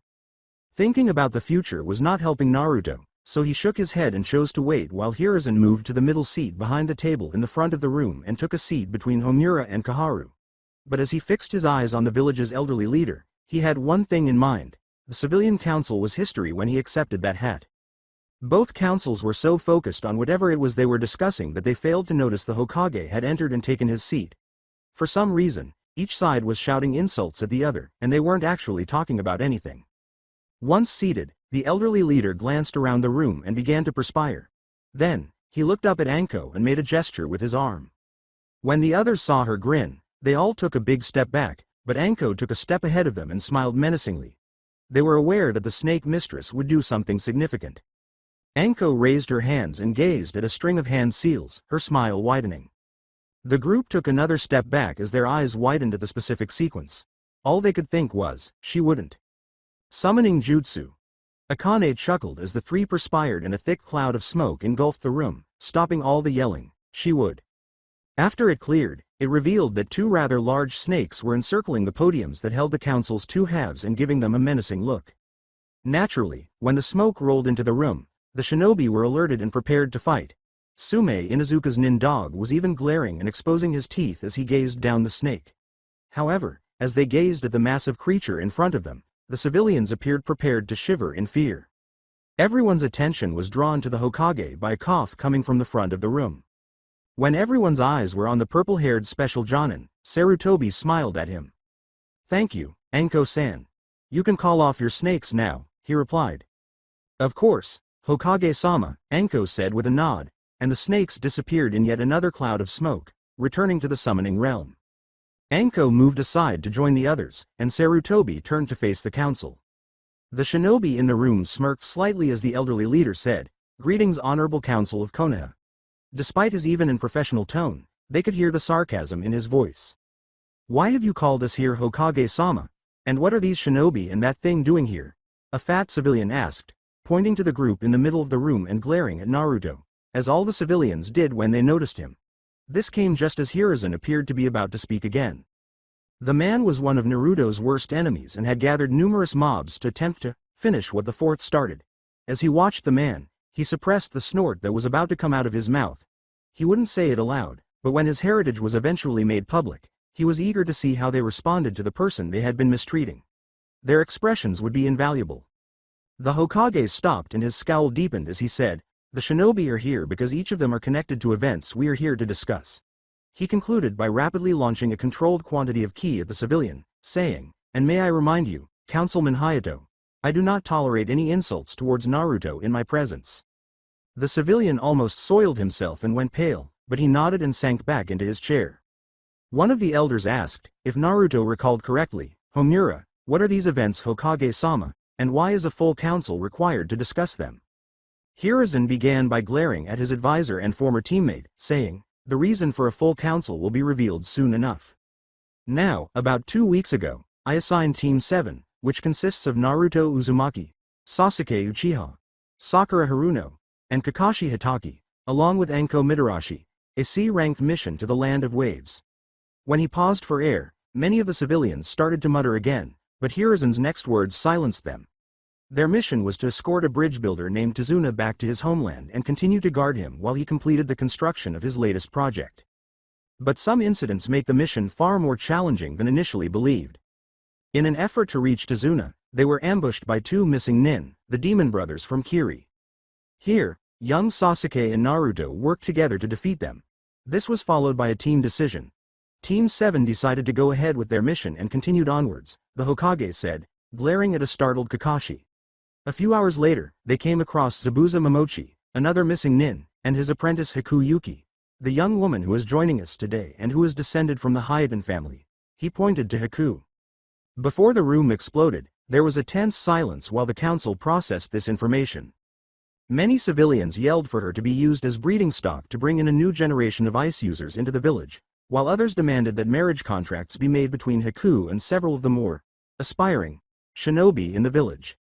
Still others yelled for her to be killed because they were afraid that because she was associated with Zabuza, they would be subject to Kirigakure's wrath because she carried one of their bloodlines. Danzo, however, studied the young Kunoichi with interest, and the only indication of his thoughts was the slightest glimmer of greed in his one visible eye. Following her hearing of the demands made by some of the more avaricious civilians, Haku became anxious and quickly grasped Naruto's hand for some comfort. When Naruto felt Haku grab his hand, he nearly jumped, but after learning what the civilians intended to do to Haku, he understood and gave it a reassuring squeeze. He also grinned a little when he felt the girl calm down by his side. "Enough!" With a powerful outburst of murderous intent, the Hokage's booming voice yelled, "Haku will not be used as a means to make more Hayatan users. She is not an animal to be used and then discarded when we no longer need her. She is a living being. I believed I had made it clear that doing so is illegal. Marriage contracts will also be null and void because she deserves to live her life and choose her life partner, not some shinobi who would only want her for her ancestry. She and Zabuza came here requesting asylum, which I have already granted them, and I will not let you fools squander their hopes for a peaceful life with your ideas of power." Hiruzen yelled in barely contained rage, realizing that the civilians had pushed the old man too far. He went on in a slightly more restrained voice, but not by much. Naruto's eyes narrowed despite the fact that the civilians had been turned away, but they narrowed even more when he noticed that some of the civilians were observing the young kunoichi with curiosity from the corners of their eyes, some with barely concealed greed and others with contemplation. Danzo's eyes narrowed more than anyone else's. Although his voice carried a very clear message of pain if he were to be interrupted, fortunately, no one spoke further on the subject, and the Hokage continued to tell the council the rest of the wave mission, all the way up to the part where Naruto defeated an army of Gado's men. Naruto passed out from exhaustion and the disadvantages of using the Biju's power after battling Gado's thugs in a fit of wrath, during which he somehow gained access to the Kyuubi's chakra. The Hokage paused, and the council, including the shinobi side, leaned forward in anticipation as he signaled for Naruto to step forward. The blonde did so, channeling chakra into his eyes, but when he woke up, about 2 days later, it was found he had gained. Hiruzen concluded with a smirk as Naruto's eyes transformed into the Gengan, causing everyone who was unaware of it to gasp in surprise. A completely new and never-before-seen dujutsu. There was a pause once more, but this time it was shocked rather than tense, and like with Haku, it was brief before the room erupted in cries. This time, however, there were no cries for him to be put in some sort of breeding program or marriage proposal. Rather, all of the civilians were demanding his immediate execution or at the very least his exile, arguing that the demon was beginning to gain power and needed to be taken care of before it could harm the respectable villagers any further. The civilians in front of them were anything but respectable, so Naruto snorted at the last part and heard Akane mentally mirror the action. He could take all the criticism directed at himself, but if he began to hear anything critical of his parents. This is absurd. That thing is the embodiment of the Kyuubi and a worthless orphan. You see Hokage-sama, don't you? We must not let him deceive us with this blatantly fraudulent dujutsu. Even his whore of a mother left him because she recognized him for what he is, as anyone with a shred of common sense would. Swish. As it happens, Councilman Hayato, the same person who had spoken up earlier, was confronted by a blade made entirely of fire. Have you ever had the feeling that, no matter what group you're in, there will always be that one person who just has to go and say too much and break an already thin nerve? A very irate Naruto was crouching on the civilian table in front of the offending speaker, Dujutsu flaring, the faintest traces of red outlining his figure, unleashing a repressive amount of killing intent, and the fire sword blade barley being withheld from severing the man's head from his shoulders. Everyone's gaze swiftly followed the length of the offending blade before landing on the offending speaker. You piece of shit, pay attention here and pay attention well. You can call me anything you want, but if you ever call Kushina Uzumaki by name again, it's my mother's name. Naruto growled through gritted teeth. Your neck will not be the end of this sword. The shinobi and some of the civilian councils now viewed him differently, so he gave a menacing growl. They would never have guessed that Naruto Uzumaki would have been Kushina's child. They believed the Hokage had given him the last name in remembrance of her sacrifice rather than passing it on to her son. In retrospect, they should have realized this long ago, as they behaved nearly identically, even using a similar jutsu. 2. However, this left many of them with a lot of unanswered questions. Who could possibly be Naruto's father if Kushina was his mother? When Hiruzen heard the blonde say this, he thought, how did he find out about her? And, if he knows about Kushina being his mother dies, he knows about Minato? Before he finally exclaimed, oh shit, I'm so dead. He thought of that last part in a panic, remembering the time he'd held a young and crying Naruto to his shoulder and pleaded with him to tell him who his parents were, only to have Hiruzen tell him he didn't know. If Naruto knew about his mother, he would soon learn about his father if he hadn't already, and the connections he had with both of them, and he would begin to question why he hadn't been informed. He could already picture the look of betrayal on Naruto's face when he was told the truth. All of this was halted, however, when he noticed Kakashi put a hand on the councilman's shoulder and approach the blonde, who was still holding the flaming sword against his neck. Enough of that, Naruto. Even though he was glaring at the councilman with just as much rage as Naruto, Kakashi muttered to him, I think you've made your point, knowing that Naruto could hear him thanks to his enhanced hearing. After giving his sensei a chilly glance over his shoulder, Naruto nodded slowly, let the fire sword fade, and stepped away from the table, letting Kakashi guide him back into the middle of the room. As everyone processed this most recent development, the room fell silent for the third time in a single meeting. The blonde forced himself to relax by taking deep breaths and listening to Akane's soothing voice, but he could tell she was equally angry at the man for insulting her best friend. How did you find out about your mom? After a few moments of dead silence, the mummified warhawk asked, his eyes fixed on the blonde with a look of rage. He was practically in a rage because he had hoped to use the boy's parents' knowledge to entice him into becoming his weapon at some point in the future, but that plan had now been ruined. It's none of your business how I found out about her, still appearing poised to murder, Naruto retaliated. Danzo's eye narrowed dangerously, but before he could respond, Naruto turned to the Hokage and bowed stiffly to him, deactivating his eyes. Danzo and the civilians shrank when they heard how he had spoken to a council member. Hokage-sama, if it's okay with you, may I be excused from the remainder of this meeting? If I stay in here, I worry that I won't be able to control my behavior. After the recent events, he said in the most respectful tone he could muster, I wish to show Haku to where she and Zabuza will be staying, and Kakashi-sensei and Enko-san should be able to finish the discussion of my dujutsu in my absence. Being accustomed to seeing the complete opposite from the blonde, the Hokage, like everyone else in the room, was taken aback by Naruto's newfound ability to act courteous and respectful. The Hokage, who was surprised, nodded to the blonde in agreement because he was afraid of what would happen if the council persisted in upsetting his grandson-like figure and did not want to deal with the potential carnage that the meeting would cause if it went on as it was.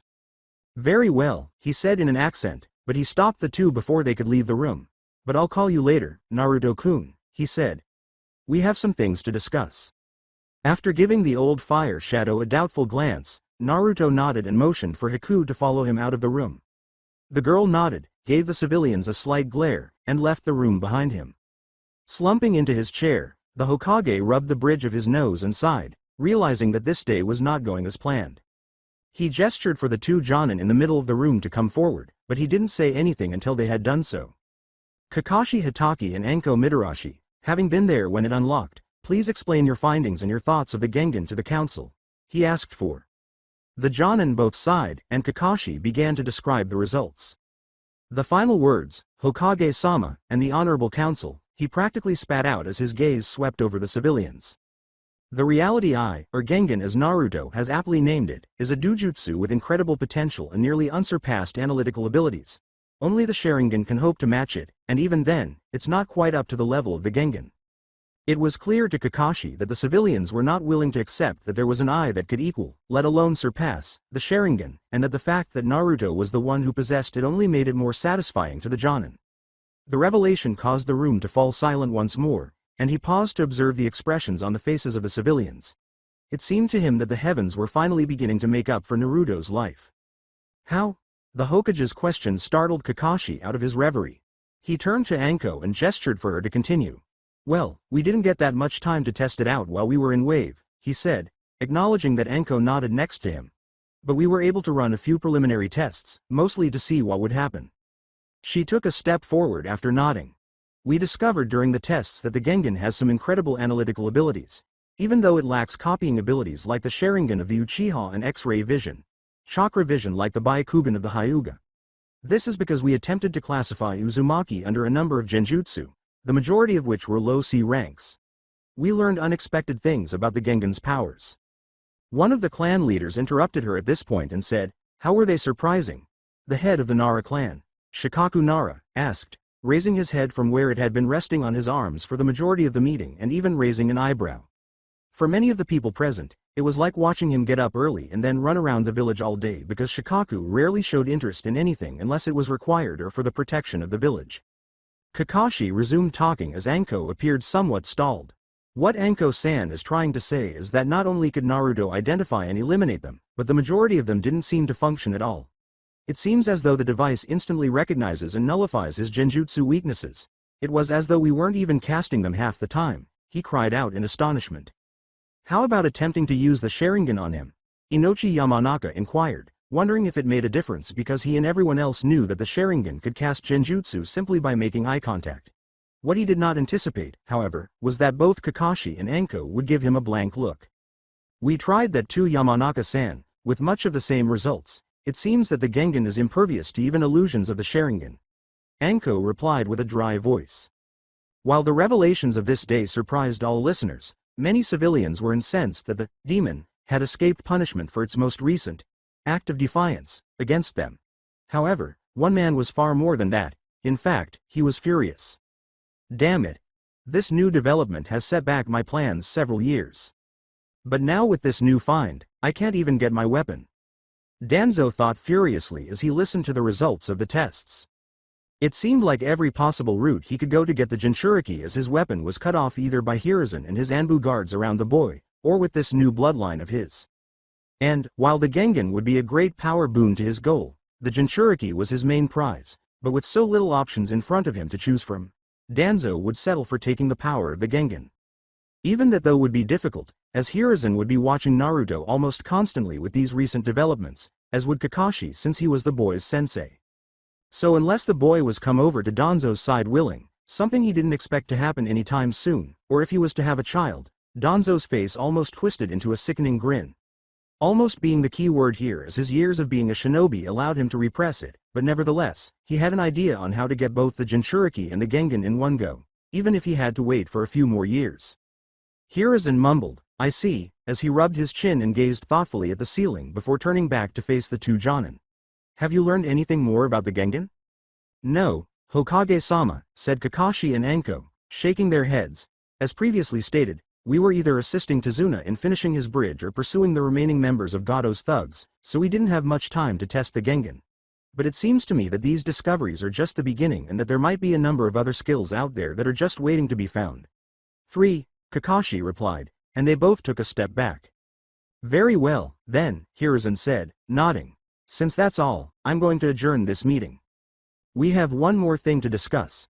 Hiruzen turned to his one-eyed teammate, his eyes twitching slightly at the interruption. "And what exactly is that, Danzo?" His eyes narrowed in suspicion as he asked. It was time to put his plan into action, so Danzo stood up to speak to the council, letting the smallest of smirks blossom on his face. "I think that acquiring more of this new dujutsu would benefit the village the most. Because of this, I suggest that Naruto Uzumaki be placed in the CRA with immediate effect." So this was the end of the series. I hope you enjoyed it. To watch more series like this, subscribe to my channel. Till then, we weeb offline.